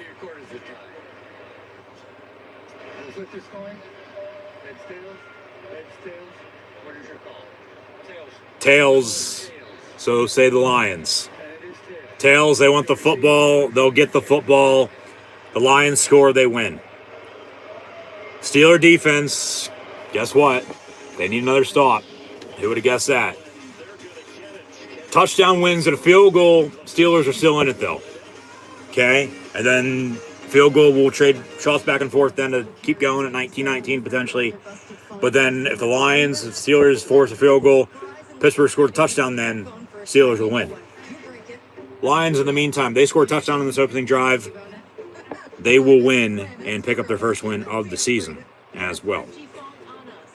Searching for their first win in Pittsburgh since 1955. Some stats. Jared Goff is 11-20 for 54 yards passing. That's not a typo. He's 11-20 for only 54 yards passing. However, the Lions as a team have 34 carries for 219 yards rushing. in this rain game with the snow behind it. DeAndre Swift has 28 carries for 120 yards rushing. Jefferson, 3 for 41 in the score. Hasn't played since early on, though. Suffered an injury, out. Godwin, however the hell you say his last name, hasn't played since he scored his touchdown as well. 2 carries with 6 yards rushing. And then Mason Rudolph is 22 for 38, 155 yards passing and a touchdown. Does have an interception, but the Lions could not capitalize. The difference right now as we hit overtime is a missed extra point. If they would have made that and everything else went the way it did, the Lions would be winners right now at 17-16. But then the Steelers probably wanted to kick that last field goal. They would have went for it and, tried to score a touchdown. Yeah, so Rudolph's 22-38 for $155 in a score. Najee Harris has 24 carries for 99 yards rushing. But this Steeler defense in the meantime, going to have to bring the steel curtain down and get another stop and get the offense the football back. Defensive score would be nice. Turnover as well. Just get the ball back. Do not lose this game against the winless Lions. 16-16 at the end of regulation. We will update some scores from around the league once this game goes final. On the return, out past the 20 to the 26, 1st and 10 Lions from there, as the Steelers are once again in overtime at home against an NFC opponent. And heads is the call. It is a tail. And the Steelers, they won the toss then. The Lions won in overtime on Thanksgiving.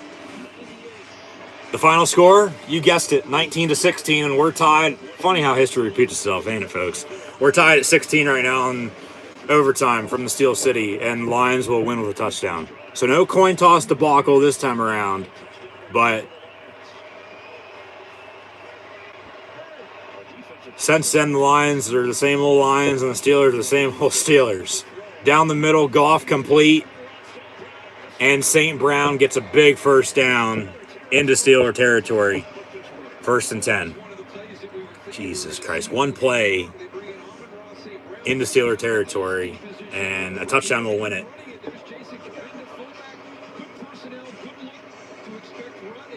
Nice pass by Goff over Schobert's head. A 30-yard completion on 1st and 10. Into Steeler territory. 1st and 10 from the... Let's see where the ball spotted at. 44-yard line. And Swift up the middle for 3, maybe 4 yards. 2nd down. Come on, Pittsburgh, let's go.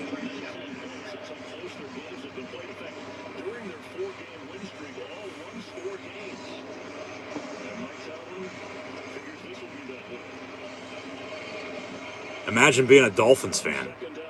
2nd and 7. Oh, wait, sorry.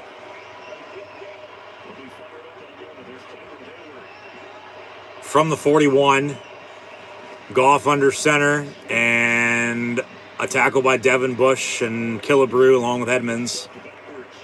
3rd and 8. One of the big changes in this game has been the injury to Matt Nelson. Matt Nelson, who started at right tackle. Taylor Decker comes back into the lineup. They kick Penny Sewell back to right tackle. But they were using Matt Nelson as that extra tight end, running the ball effectively out of that personnel group. We haven't been able to see a lot. Will Holden now, number 69, is starting to play that Matt Nelson role a little bit here in overtime. 3rd down and 7. 3rd and 7. The Lions are better than their record shows. I've said that. They should have a few wins entering the day, but they don't. They're winless.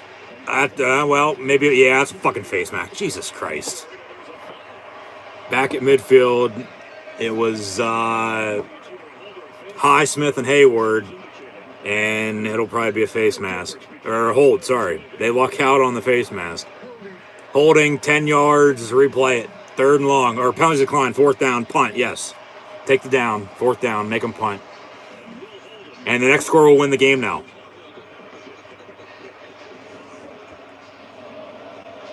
But the Lions have played good today. They have Pittsburgh right where they want them at. Pittsburgh, well, depending on the outcome of this game, might find a way to win here. We'll see. But, yeah, I thought there was a face mask by Highsmith there at midfield. They lucked out on that. They did. Lions punt, next score going to win the game now. Still tied at 16 with 7:37 to play, and the Lions are going to down it at the, well, they're going to give forward progress at the 15-yard line, it looks like, rather than 12. But, yeah, Pittsburgh with Detroit in the Steel City for the second time in a few months. Pittsburgh won back in the preseason, but that was preseason. This regular season. You know, Lions are 0-8. Pittsburgh on a 4-game winning streak. They're 5-3. Discuss that an extent as well, but Pittsburgh not going away easy.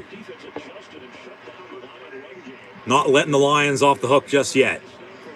1st and 10, and a handoff to Najee Harris. Next score going to win the game. I just hope to God this game does not end in a tie. And imagine losing to the Lions. Well, if this game ends in a tie, they technically won't lose to the Lions. But then they'd have a tie, which in the tiebreakers later in the year, you know, especially with the Ravens losing on Thursday night, and thanks for that,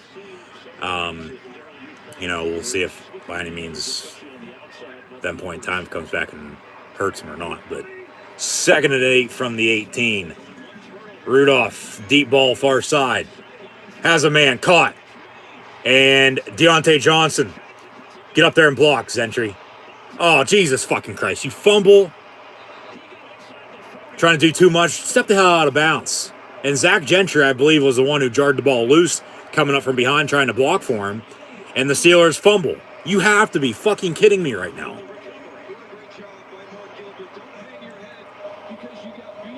And Amari Oriolare, the former Nittany Lion,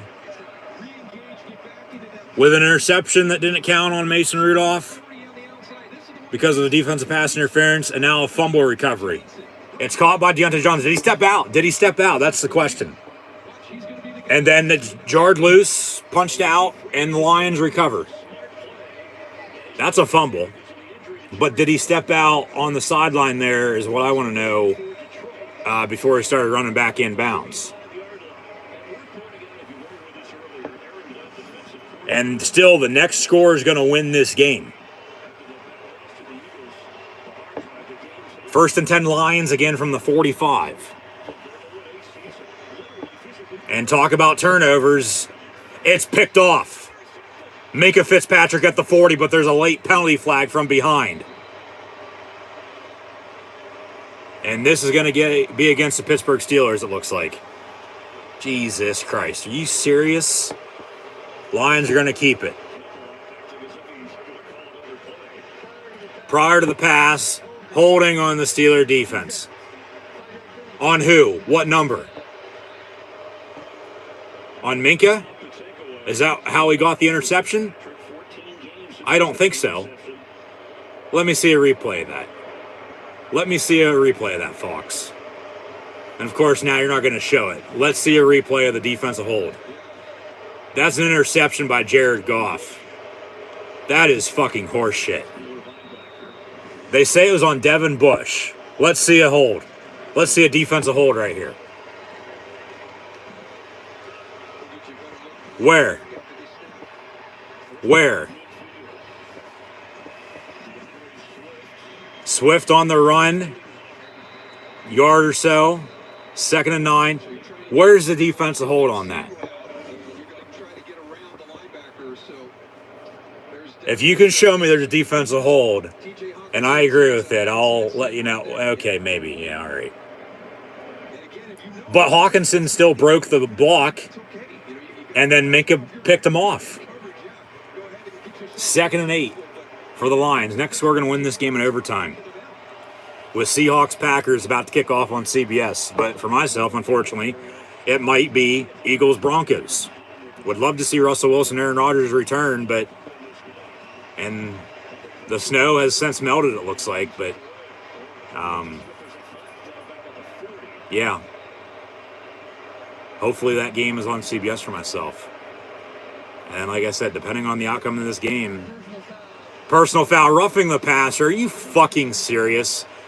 You zebras are just making up for last Monday night now is all you're fucking doing because you got bitched at all fucking week. Jesus Christ.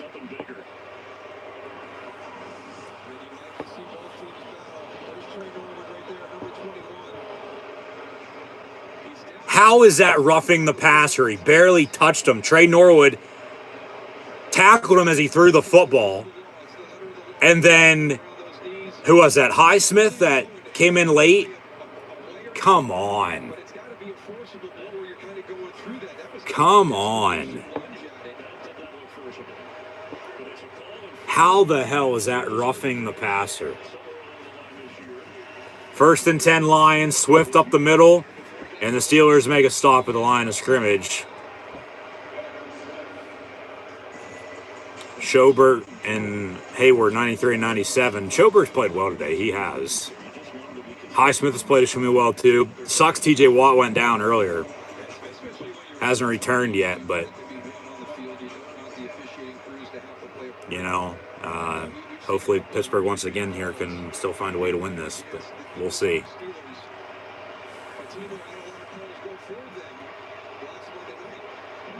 Second and 11.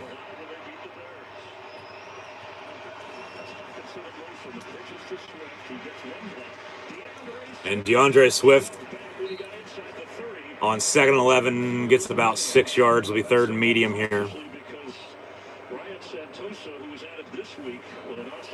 3rd down with 4:44 to play.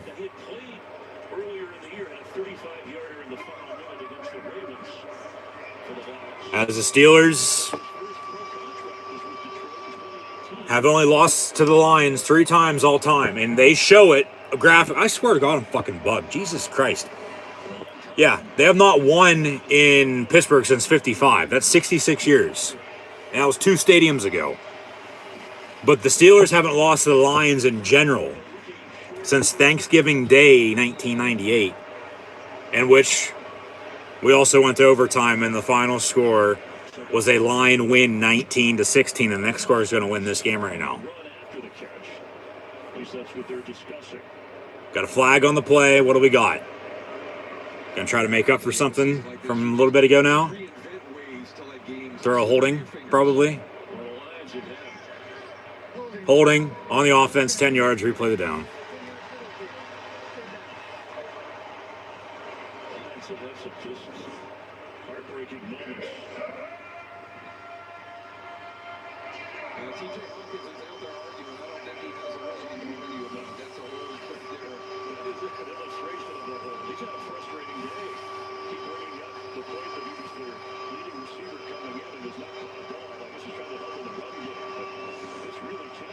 Third and 14 for the Lions.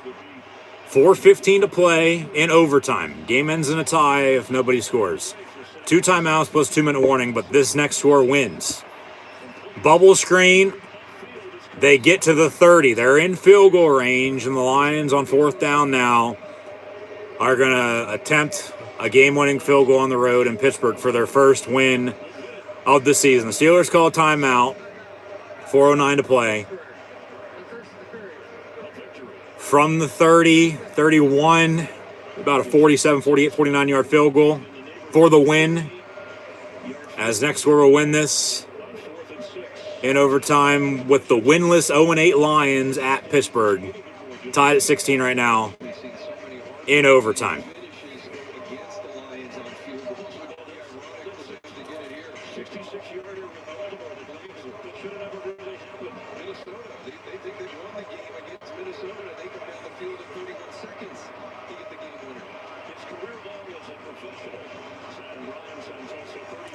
This will officially be from 48 yards out. Steelers have one more timeout if they want to ice them again. Weather, keep in mind, with the rain, with this snap and hold. Kicks. No good. The game is still on. 4:03 to play. Steelers getting it back. Next score will once again win this game. He misses the field goal from 48 yards out. 1st and 10 Steelers. You have to take advantage of this. You have to capitalize, and you have to win this game right now. End of story. You have to win.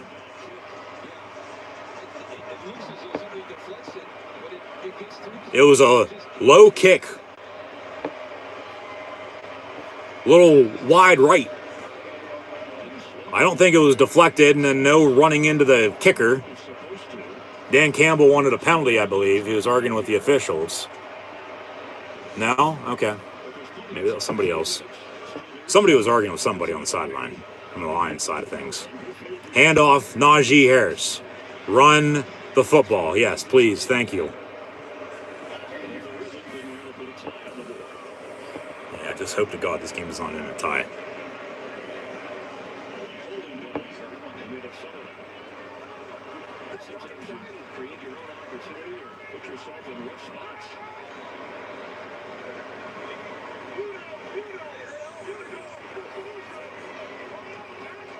Second and 6 officially from the 42.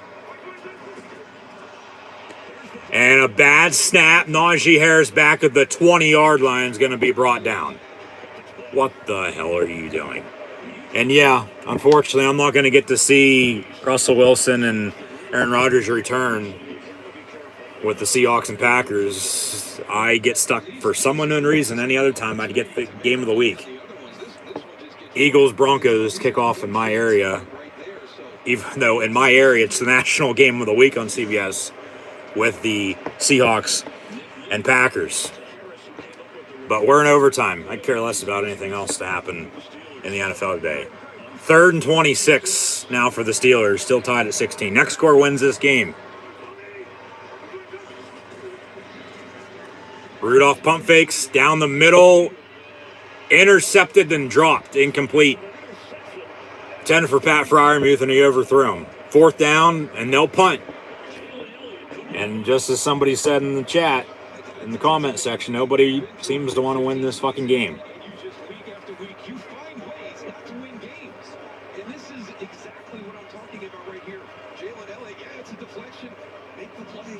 There's been so many opportunities during this season for Detroit to make that definitive play. To get that Last time the Steelers tied was back in 2018 against the Browns, week 1. The last time the Steelers had a home game end in a tie, though, was my first ever season. Remember watching football. My first ever NFL game I remember watching back in 2002 with the Atlanta Falcons and Pittsburgh Steelers tying. I believe the final score was 34-34.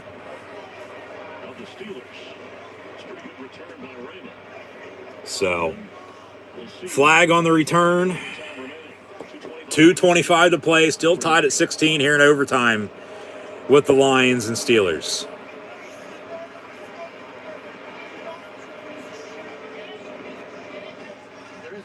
No flag on the field. Jesus Christ, get your head straight, ref.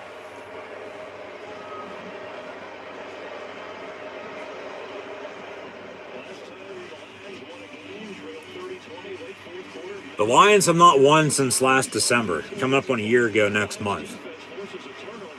They're winless at 0-8. They should have a few wins. They played well today. They have. They have Pittsburgh right where they want them. Next score wins this game again here in overtime. And, hey, may the best team win here in this final 2:25 to play. 16 apiece in OT. 1st and 10 from the 45. And pressure on Goff. Down he goes to the 30. Terrell Edmonds on the sack. Goff's now been sacked 5 times this afternoon. That'll take us to the 2-minute warning in overtime.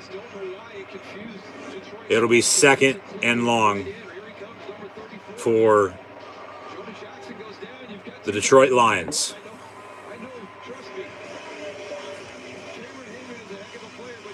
2 minutes to play. Not in regulation, not in overtime. Well, technically, yes, 2 minutes to play in overtime, but 2 minutes to play in general in this game. Next score wins, but if this game ends in a tie, it ends in a tie.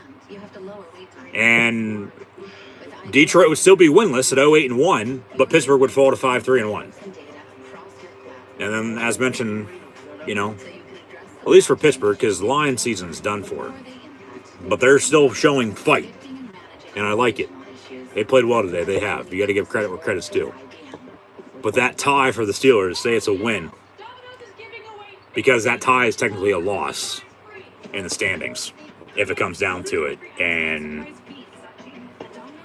depending on what else happens, of course, still have football to be played, with the seeding, whether you're in a home game, away game in the playoffs, you're in, you're out, it could become a big factor. But, yeah, just hope to God this game doesn't end in a tie. But the Steelers, hope to God they don't lose to the winless 0-8 Lions right now either. 16-16 in overtime with 2 minutes to play. Next score will once again win this game from the 32-yard line after a big sack. Goff looking to throw again. Pump fakes. Gets rid of it. Near side is dropped. Incomplete. 3rd and 23. And some breaking news in college football. We have another opening. Washington has fired their head coach, Jimmy Lake. So they'll join Washington State, along with TCU, USC, and LSU as well. As the coaching carousel, as mentioned over the past few weeks, about to heat up in college football and the NFL. Dan Campbell in his first year at the helm. They are 0-8, should have a few wins, but they have the Pittsburgh Steelers on the road in overtime right where they want them. And it's going to be picked off and dropped by Norwood at midfield, incomplete, 4th down, and the Lions are going to punt again with 1:47 to play. And the Steelers are going to have one timeout, about that time remaining. Got a hold, decline it. It's 4th and long anyway. 4th down, Lions to punt, and the Steelers are going to have one more chance.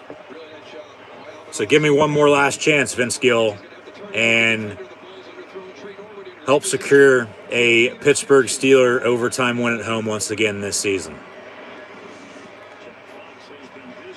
Maybe a punt return for a touchdown to seal it from Ray McLeod. He had one this very weekend a year ago at home against the Bengals. No, he's going to be brought down at the 22-yard line. Got a flag on the play again. Jesus Christ. These damn officials, I tell you what, man. It's terrible towels, not penalty flags flying around here.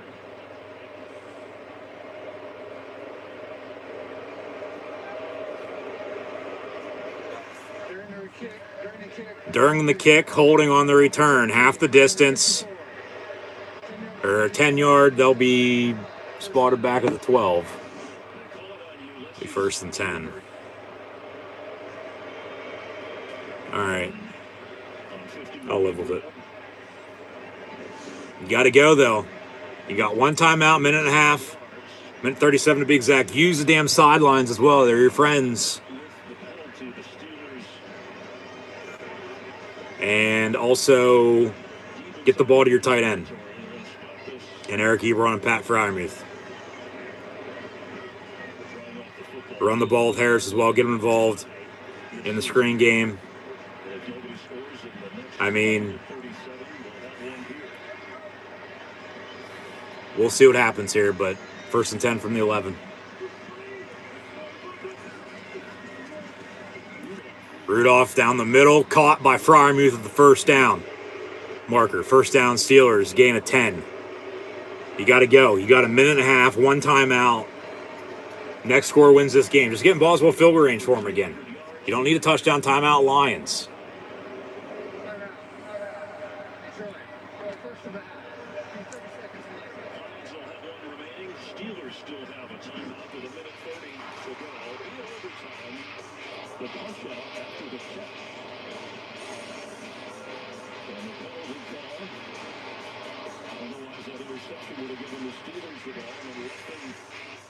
Holding pushed them back, and they missed the field goal try.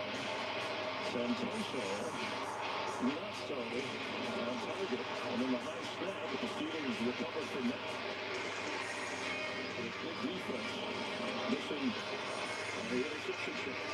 Yeah, it's just kind of hanging out there. Who wants to win? And you didn't see a whole lot of plays there where one team's trying to grab this victory that's hanging in the balance. Send that wrap around Goff, keeping it warm, that midsection shot. First and 10 Steelers. Another, oh my God, Pat, you got to catch that. Another incompletion. That's a drop. You got to catch that, dude.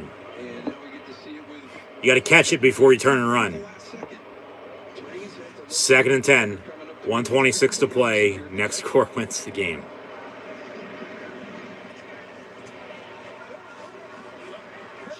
I get the ball is slicker and shit because it's raining. It's been raining all fucking day, but and I'm surprised it hasn't snowed yet, but still. Second and 10 from the 21. Rudolph complete over the middle to Ray McLeod. It'll be third down. The Lions are going to call another timeout here. And rightfully so. Because they're going to try to stop this clock, potentially force a punt and get the ball back. And score once again, try to at least, before we end this game.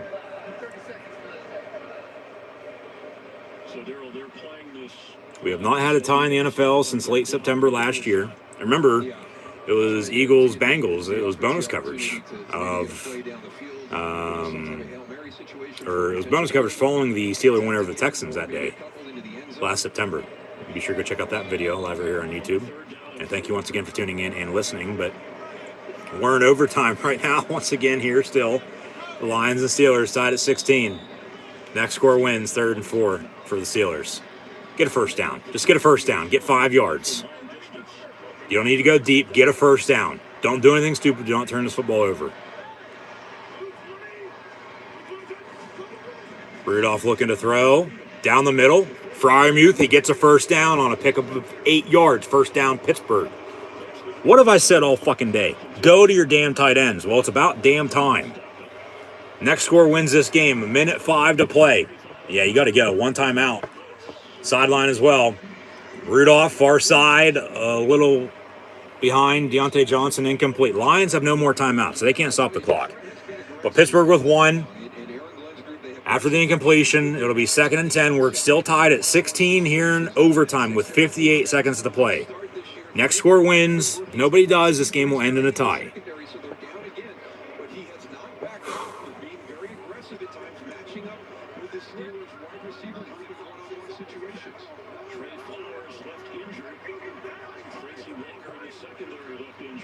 From the 35, out of the gun, is Mason Rudolph, who's playing for Ben Roethlisberger today, who's on the COVID list. They go to Ebron, and he tries to hurl a man before he was even there, but on 2nd and 10, he got 8 yards. It'll be 3rd and short. Clock's rolling, 45 seconds and counting. Got to go. 3rd and 1 officially. Got to go. Let's go. Hurry up. Make sure you're set, but go. Come on. Ain't got all day. From the 44, Rudolph on a screen near side, complete to Najee Harris. Gets to midfield. Get up there and clock it. Spike it with 28 seconds. Spike it. You got to get up there and spike it. Actually, they call their 3rd and final timeout. All right, well, they keep the down, but from midfield, you're going to need 15, 20 yards for Boswell. I would have liked to have had that timeout in my back pocket in case you don't get out of bounds, but you got to get up there and clock it, okay? And Boswell better be the hell ready, because maybe if you can't even get up there and clock it, he might have to run on for a game winner, and then we'll have trouble. And he's, for some reason, tying his shoes right now. But it is a Steeler timeout, so the clock stopped. But he better get the hell ready and see if he can kick another game-winning field goal for the Steelers here this afternoon. The second in less than a week, back last Monday night, but the 3rd in about a month in 2 overtime games now as well. But the next score is going to win from midfield. Rudolph looking to throw, and no penalty, no good call. Pittsburgh won a flag. I'll take that. He got tangled up. And McLeod stumbled, incomplete. 2nd and 10 with 24 seconds to play. As they ran an out route to the far sideline, incomplete. So you're going to need at least 10 yards. You need 15, 18, 20 yards. Yards, you're more in that range. And this is the better side, the better end of the stadium. According to the kicker. 2nd and 10, officially from the 49. 16 apiece, 24 seconds to play in overtime here. Detroit with some pressure. Rudolph over the middle, complete. Deontay Johnson, do not fumble like he did the last time. He's got a blocker in Harris. Get the hell out of bounds. He does. It'll be 3rd and 1 with 15 seconds to play. And they're right on the edge, living on it for field goal range for Chris Boswell.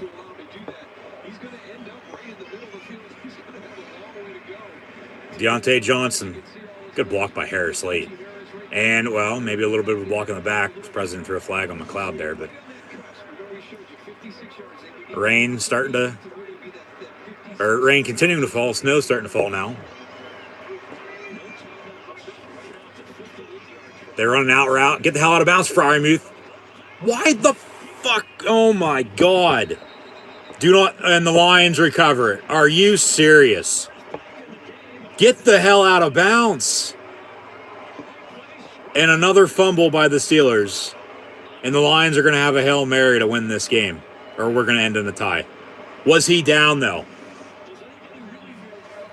Rolling on the field's a fumble. He catches it. Get the hell out of bounds. You don't need to keep going. That's a fumble. Did it go out of bounds, though? No. And the Lions recover. Are you serious? Oh, my God. Get the hell out of bounds. And bring Boswell on for a field goal. And now the Lions are going to have a Hail Mary to win it. Let's see on the recovery, and they are making sure, obviously, good for you that everybody's inbounds on the recovery. And he has it. His rear goes towards the sideline. Jesus Christ. Are you serious? This is how this game's going to end? What's clear enough is the recovery, and that's the way it's being ruled at the moment. It could be a game-saving play. And obviously, The NFL, if this game does end in a tie, the other team has to do their part to force the issue as well. Yeah, but I mean, are you trying to get something short here and get out of bounds quick? they need to change the fucking overtime rule. I mean, we've been hammering for that for years. You play until you have a winner. Games do not end in a tie. Goff with 8 seconds. Down the middle. It's caught. They're going to play hook and ladder. Clock has expired. And this game's going to end in a tie. You have to be fucking kidding me. The Lions and the Steelers end in a tie, tied at 16. And the Lions' losing streak ends, but they still don't have a win. They're 0-8-1. Pittsburgh falls to 5-3-1. Oh my God.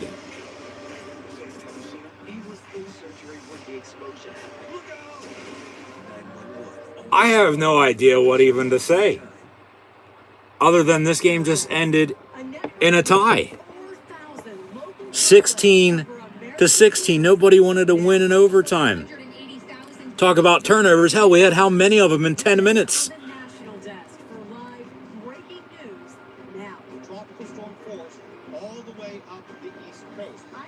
And Pittsburgh was in field goal range right there, too. And Fryermuth fumbled it. Must have too much grease from deep frying some french fries from the fryer himself. Because you get out of bounds, the clock stops, you bring Boswell on for a field goal. He misses it. Game ends in a tie that way. Just the way the game ended like that. Oh, my God. Plus everything else that happened this past, hell, almost 4 or 5 hours now. Did that really just happen, or are we living in a dream right now?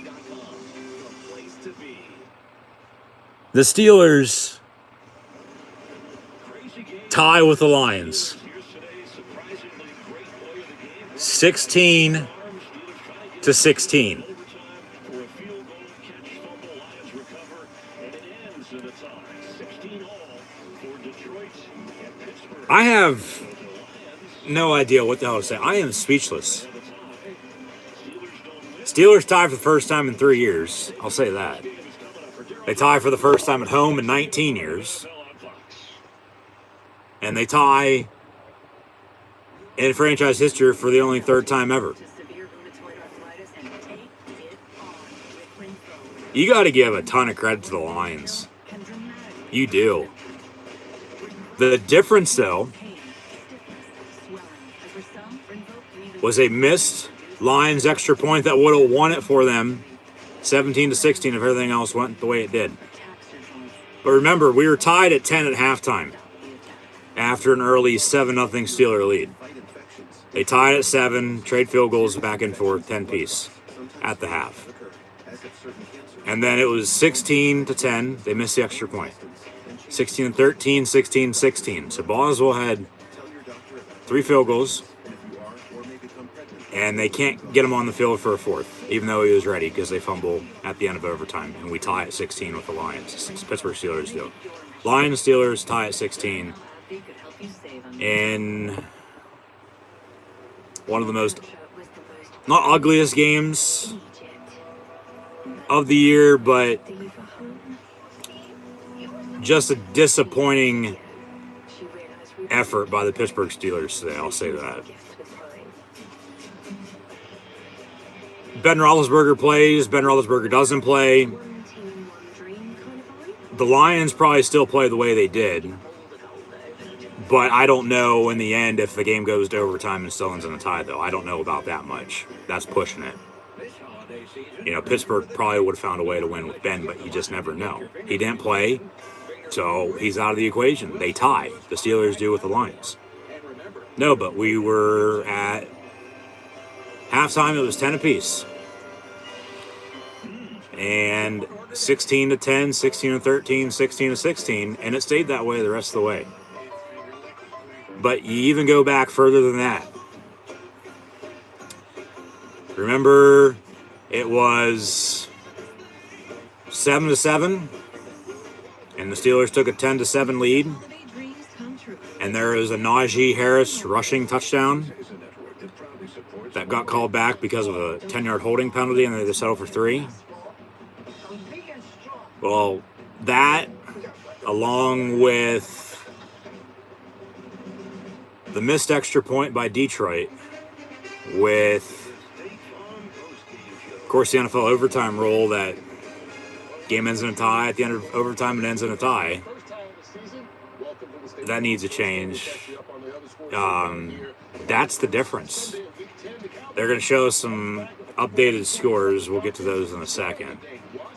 Final stats and scores as well. The Lions should be one pride, no doubt about it. They should be proud of themselves. They put up a fight. They had Pittsburgh right where they wanted them at. And it sucks for them. It sucks for Pittsburgh as well that both teams tied and now have a 3-digit record at 0-8-1 and 5-3-1. But the Lions flat out beat the Steelers today, whether, you know, it showed in the scoreboard for a final win, loss, or tie anyway. The Steelers in the end deserved to lose. They deserved to tie.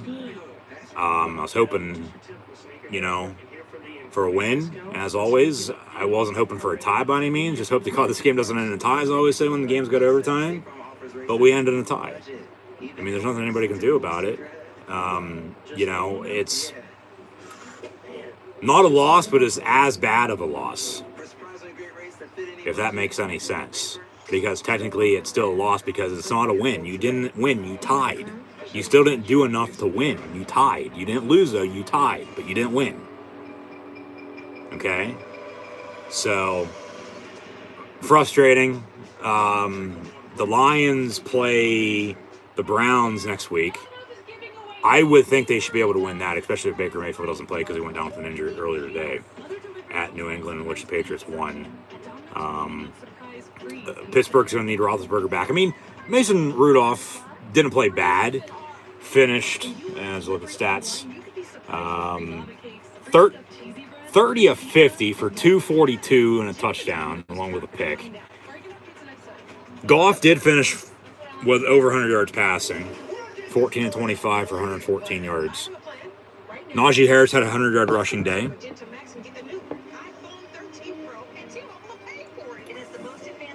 Rudolph shouldn't be throwing 50 times, though. But they did have 26 carries on the ground, so, I mean, balanced, but still not enough because the defense, didn't make enough stops late. And then in overtime, I mean, they did, but they didn't. But then even in overtime, nobody wanted to win the game. That's what it seemed like, at least. But then the NFL overtime rule needs to change. I've said it how many times in the past. I think everybody's been hammering for it, that you play until you have a winner. No games should end in a tie. So, yeah. Just, like, what the hell just happened? Like, seriously, that's my thinking right now. And how the hell did it happen? Well, I mean, we can wonder all we want, but even with a tie, the Steelers still got beat today. They did. And like I said, they deserved to lose. They deserved a tie. Should have won. They had how many damn opportunities? I mean, a tie, I don't know if it's as bad of a loss, feeling-wise, when I know what I just said, that it's not a win, but it's not a loss either. It's a tie. Like, it's in between. Like, you really don't know how to feel. But it's still not a win, even though it should be, but it's not a loss, so it doesn't hurt as bad, but it's just like, come on, man. Like, what the hell just happened? Like, seriously. How the fuck do you tie the Lions 16-16? They're winless at 0-8. No offense. I've said it all season long. They're better than what the record shows, and I said it a few times today as well. Should have a few wins. They still don't, though, even with a tie. They're 0-8-1. And Pittsburgh falls to 5-3-1. So, the Lions still haven't won in Pittsburgh since 1955.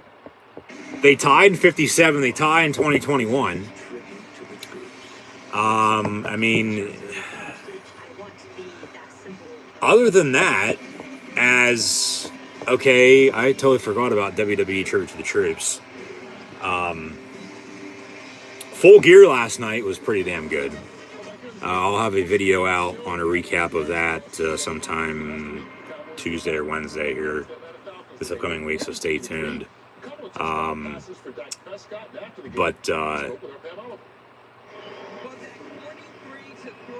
WWE Tribute to the Troops going to follow NFL on Fox coverage. Doubleheader on CBS, but it's not the 4 o'clock game I want. I don't know why it's this Eagle-Bronco game when it should be the national game, as it always is, with this week's Seattle-Green Bay matchup with both returns of Russell Wilson and Aaron Rodgers for the Seahawks and Packers, respectively, but not watching that game right now in the snow in Green Bay. Weather was a factor today. Rain for the most part the whole entire game here in the Steel City in Pittsburgh at Heinz Field. Snow was behind it, but it never came down. If it did, didn't stick. Field condition-wise, played a factor to an extent. I mean, there were a few drops. There's a ton of penalties, once again, by these officials. If it's a penalty, call it. If not, don't let them play. I mean, they picked up how many, too? So they couldn't even figure out what the hell they were seeing and calling. But late, I feel what hurt Pittsburgh. And I think, for the most part, everybody could agree with me on this to an extent. But it's still next man up mentality. You play with who you have, as I've said time and time again. Was TJ Watt going down with an injury in the second half. Hopefully he's okay. Hopefully he'll be okay to return at the earliest, hopefully next week, at the Chargers on a Sunday night. I'll have live watch-along reactions live right here on YouTube then. That'll be next Sunday night for Sunday Night Football, the Sunday before Thanksgiving, with the holiday a week from Thursday. The Lions will be at home after heading to Cleveland next week. So they lost to Philly at home 2 weeks ago, off last week. In Pittsburgh today, the tie. I would think they'll beat the Browns next week, regardless if Mayfield plays or not. Now, if he does, okay, it might be a little bit closer, but we'll see how his injury is, along with TJ Watt.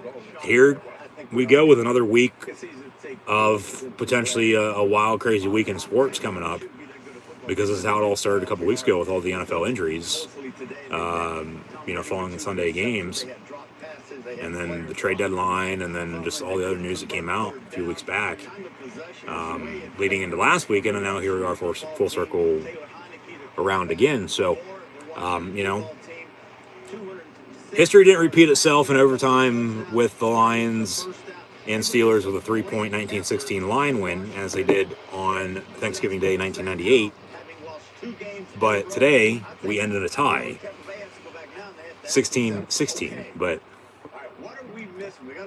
no, yeah, TJ Watt going down hurt. They still were able to get pressure, and they were still able to get stops. The offense just couldn't move the football when they needed to. Credit to the Lions. They were able to run the football. They were able to stop the run. Whereas Pittsburgh, for the most part, they were able to run the football, but they weren't able to stop the run. Like I said, Rudolph didn't play bad, but, he's no Ben Roethlisberger, and we have known that. And as I said earlier, Rudolph, Haskins, Dobbs, all the quarterbacks behind Roethlisberger right now on the roster, they're not the future at quarterback for the Pittsburgh Steelers. The future for the Pittsburgh Steelers at quarterback is currently not on the roster, long story short.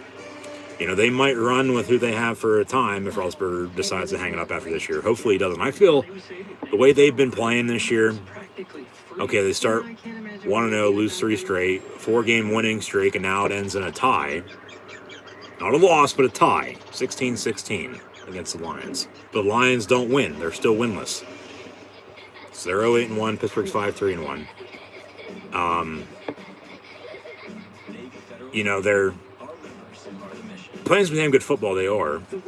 But even go back to the 3 losses, those could have been wins, because a big play or 2 late didn't go their way. They couldn't stop.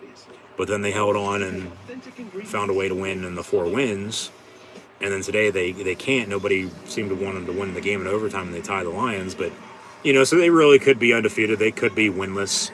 They could be right in the middle, which they are at 5-3-1.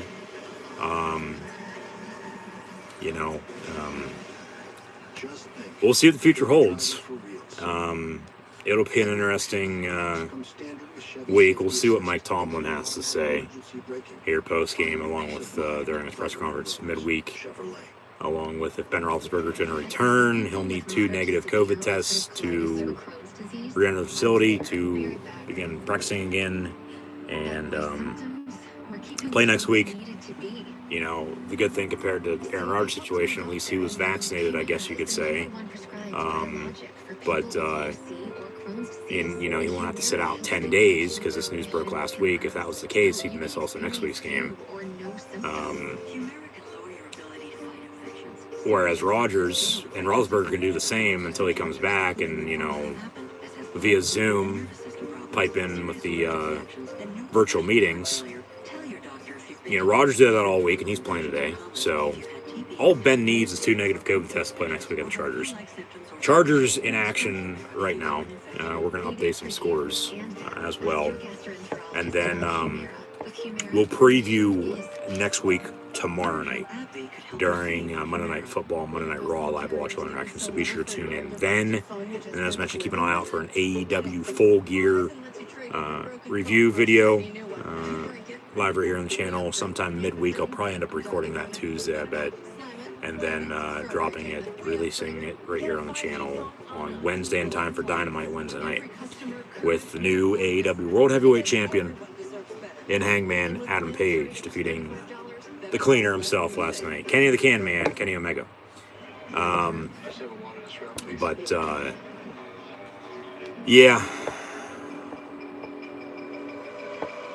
not going to say tough loss because it wasn't a loss, but I don't know if I can say tough tie because that doesn't really make any sense. But just a disappointing affair, disappointing effort, like I said a minute ago, with Pittsburgh. Should have won, but they didn't. The Lions should have won as well, but they didn't. You know, neither team wanted to win, neither team wanted to lose, so we ended in a tie. And I guess I'll leave it at that for the time being. 16-16 is your final score in a tie game with the Lions and Steelers, as the NFL has its first tie game since last September. First Steeler tie since Week 1, 2018. First Steeler home game that ended in a tie since 2002. And my very first ever NFL game I remember watching, in which the Steelers tied the Falcons 34 apiece at home that season, and also back in 2002, the very first season I remember watching football in general, college and the NFL respectively.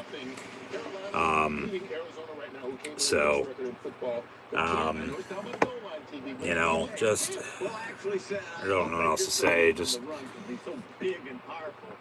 very frustrating. I don't know how the hell this game ended in a tie, but it did. You know, like I said, neither team really wanted to win, neither team really wanted to lose, so we ended in a tie. You know, the turnovers really weren't a whole lot until all of them took place in overtime for the most part. You know, Pittsburgh, both teams were able to run the football. They were. Detroit better than the Steelers, but then, you know, Pittsburgh couldn't stop the run. But they got pressure on Goff late. Ton of penalties once again.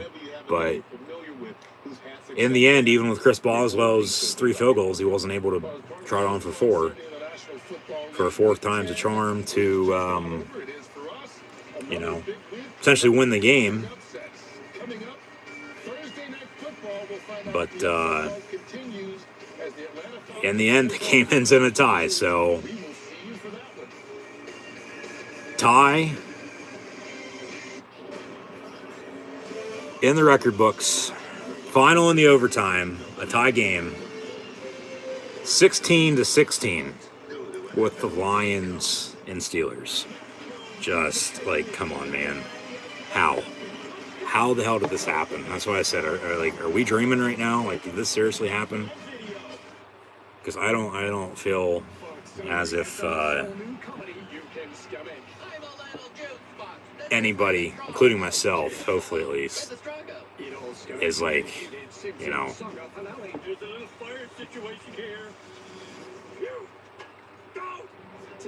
also wondering, like, it just, I wonder what Pittsburgh Dad's gonna have to say this upcoming week in his video. I'm sure he'll have a few good ones, but the Steelers can't tame the Lions. They can't. They end up getting in the cage, and they end up becoming friends, I guess you could say, and then go their separate ways. And they end in a tie. Tie. Final score with the still winless Detroit Lions at 0-8-1 now, and the now 5-3-1 Pittsburgh Steelers. 16-16, your final score. No team won today. No team lost. The Lions and Steelers tied at 16. So there's not really much else to be said, I don't think. Just other than hopefully, yeah, the NFL changes the overtime rule. But we've been saying that for years and they still haven't. So, yeah, good luck there. But Ben Roethlisberger to return from the COVID reserve list, along with the injury to T.J. Watt to potentially return, as well as WWE Tribute to the Troops is about to kick off. Of course, that was pre-taped, recorded a couple weeks back. Results are out there if you haven't watched it yet, or haven't seen them, and you want to watch it, or don't want to watch it, and just want to know what the hell happened. Well, there's a thing called the internet. Internet wasn't around last time the Lions won in Pittsburgh back in 1955 by any means, but here in 2021, once again in Pittsburgh, they're now, 0-3-1 in Heinz Field. They still haven't won in Pittsburgh in 66 years. And it'll be another 8 until they return, at the latest, depending on the schedule. But a tie for the Lions in the end is a win for the Lions. Even though it's still not a W. And I wonder what Dan Campbell's going to have to say. You got to give credit where credit's due. The Lions played extremely well today. They did. They deserved to win. The Steelers deserved to lose, but both teams tied. They tied at 16. 16-16, your final score if you're just now tuning in. So, just hopefully they can play better next week. I mean, I wish the Lions luck the rest of the way. I do. I like Dan Campbell. I feel he'll start to win a few games. Maybe this is the turnaround they need, that little spark to create some momentum and move forward. And then they'll look back at this game, whenever down the line. Remember when they tied the Steelers and they should have won? That was the starting point to what we have going on right now. They'll run with it, no doubt about it. They play at the Browns next week, and as they came off a bye today, Steelers already had a bye as well, so a few more teams off once again today. We'll get more into everything, recapping, previewing tomorrow, but we'll update some scores right now as well. But then they'll host the Bears. The last team they actually picked up a win against as well, last December as mentioned. They'll host Chicago, who Pittsburgh beat last Monday night on Monday Night Football. They'll host Chicago on Thanksgiving. That should be a damn good game, to be honest with you. And I know the Raiders play the Cowboys later on Thanksgiving afternoon. And then I believe that Thursday night game is Buffalo and New Orleans, if I'm not mistaken. But yeah. It sucks to be a Lions fan, but if I'm a Lions fan right now as a Steelers fan myself, I'm pretty happy, to be honest with you. I would be. Looking ahead to their future, to what they have going on right now. Goff didn't have to do a whole lot. He didn't. They were able to run the football. And, Pittsburgh couldn't stop it. Found a running game themselves finally. But in the end, even with all the stops on defense, as we hit overtime, neither team seemed like at least wanted to win. So, they end up tying. Neither team won, neither team lost. But they both tied each other 16-16. So your final stats and scores. As Jared Goff finished 14-25 for 114 yards passing. Mason Rudolph was 30 of 50 for 242 yards passing, a touchdown and interception. DeAndre Swift had 33 carries for 130 yards rushing. The Lions also had 2 rushing touchdowns with a field goal but a missed extra point that would have won them the game in regulation, but then also a Steeler rushing touchdown got called back on a hold that ended up Pittsburgh had to settle for a field goal at 10-7, 10-10 at halftime. The missed extra point then 16-10, 16-13, 16-16, and that's how we end with everything else that happened afterwards anyway. Swift 33 for 130 on the ground. G.I. Joe had 2 carries, 56 yards rushing and a touchdown. And moving on up, Jamar Jefferson, 3 for 41 on the score. Jason Kabinda, Penn State played key in this game in the end. And I'll get to that in a second.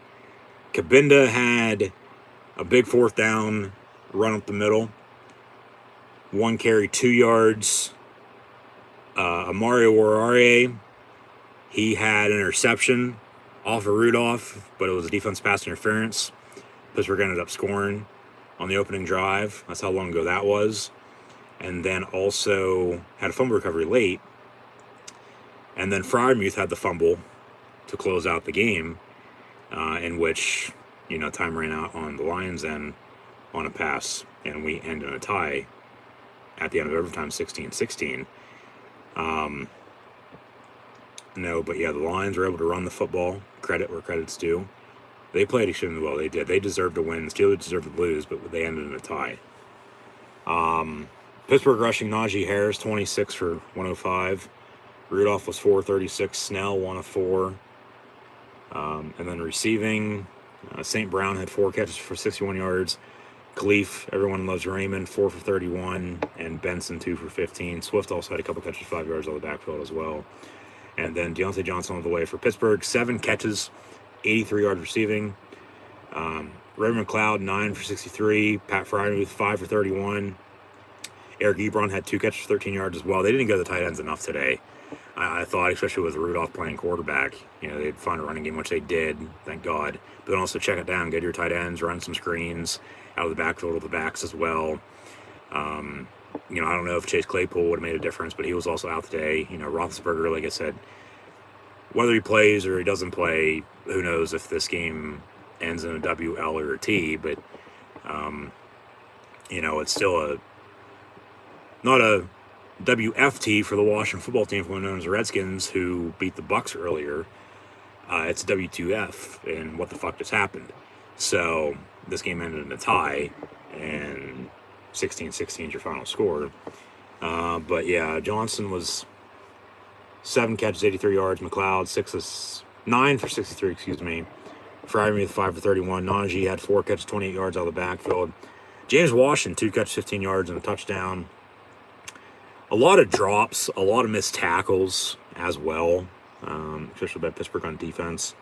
And Ebron, 2 for 13. Derek Watt had a catch for 9 yards as well. But in the end, add that all up, all the points that were scored, the 32 total, with the 16 teams in the AFC and the 16 teams in the NFC, each team got a point apiece.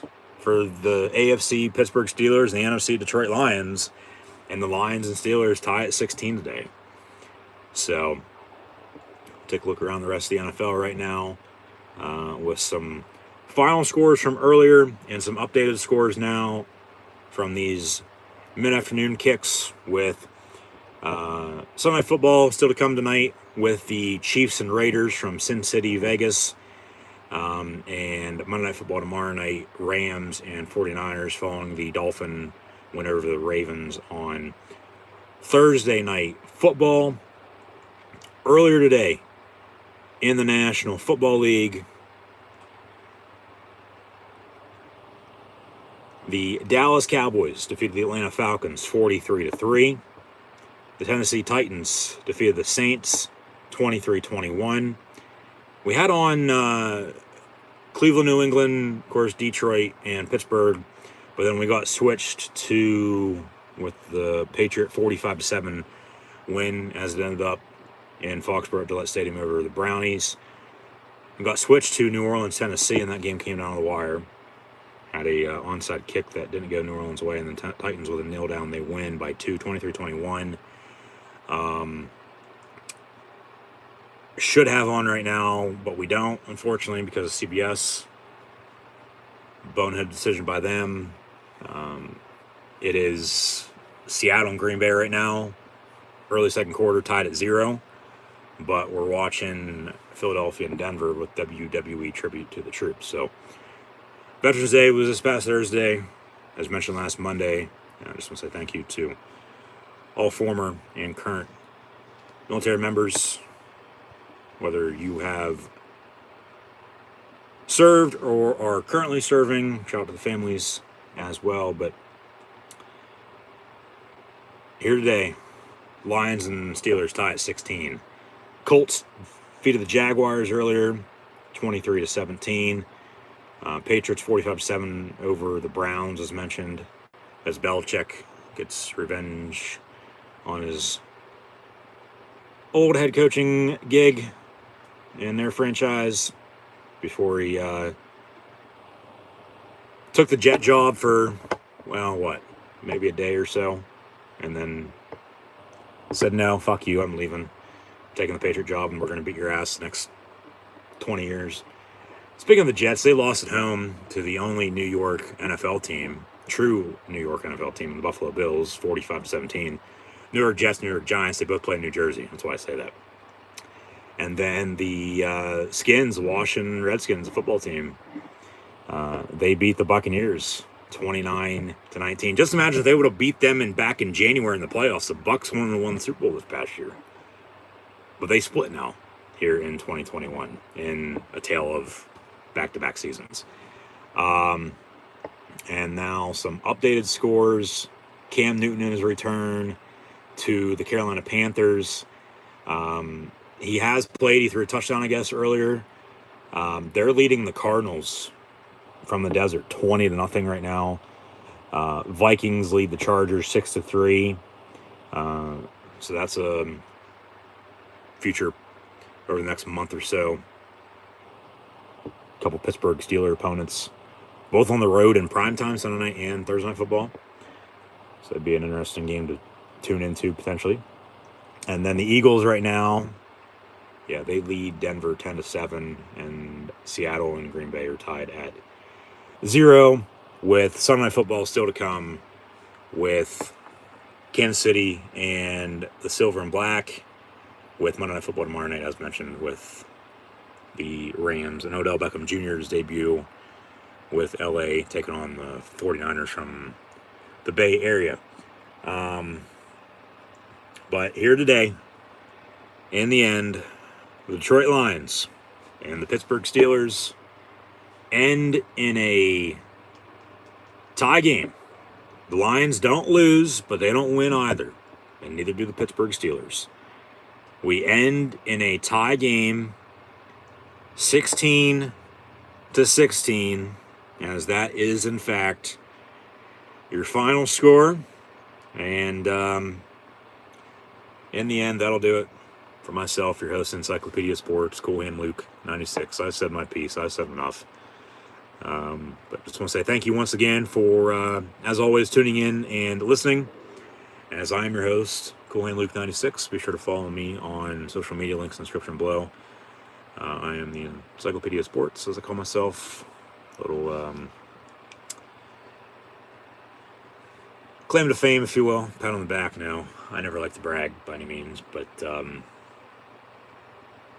yeah, just in the end, like I said, I don't really know what else to say. I'm just spitballing now. Tie final score with the Lions and Steelers, 16 apiece. 16-16. Jesus Christ. It's not a win, but it's not a loss either, but it ends in a tie. So, yeah, as always, just want to say thank you for tuning in and listening. Be sure to like, follow, and subscribe on social media. Links in the description below. And thanks for tuning in and listening. Hope to see everybody now next week for more live watch-along reactions in college football and the NFL as well, with Rutgers, Penn State, and the Steelers and Chargers on Sunday Night Football. And then we'll watch WWE Survivor Series on a tape delay next Monday during Monday Night Football and Monday Night Raw. But hopefully we'll tune in tomorrow night as well for NFL Monday Night Football and WWE Monday Night Raw live watch-along reactions for the go-home tomorrow night,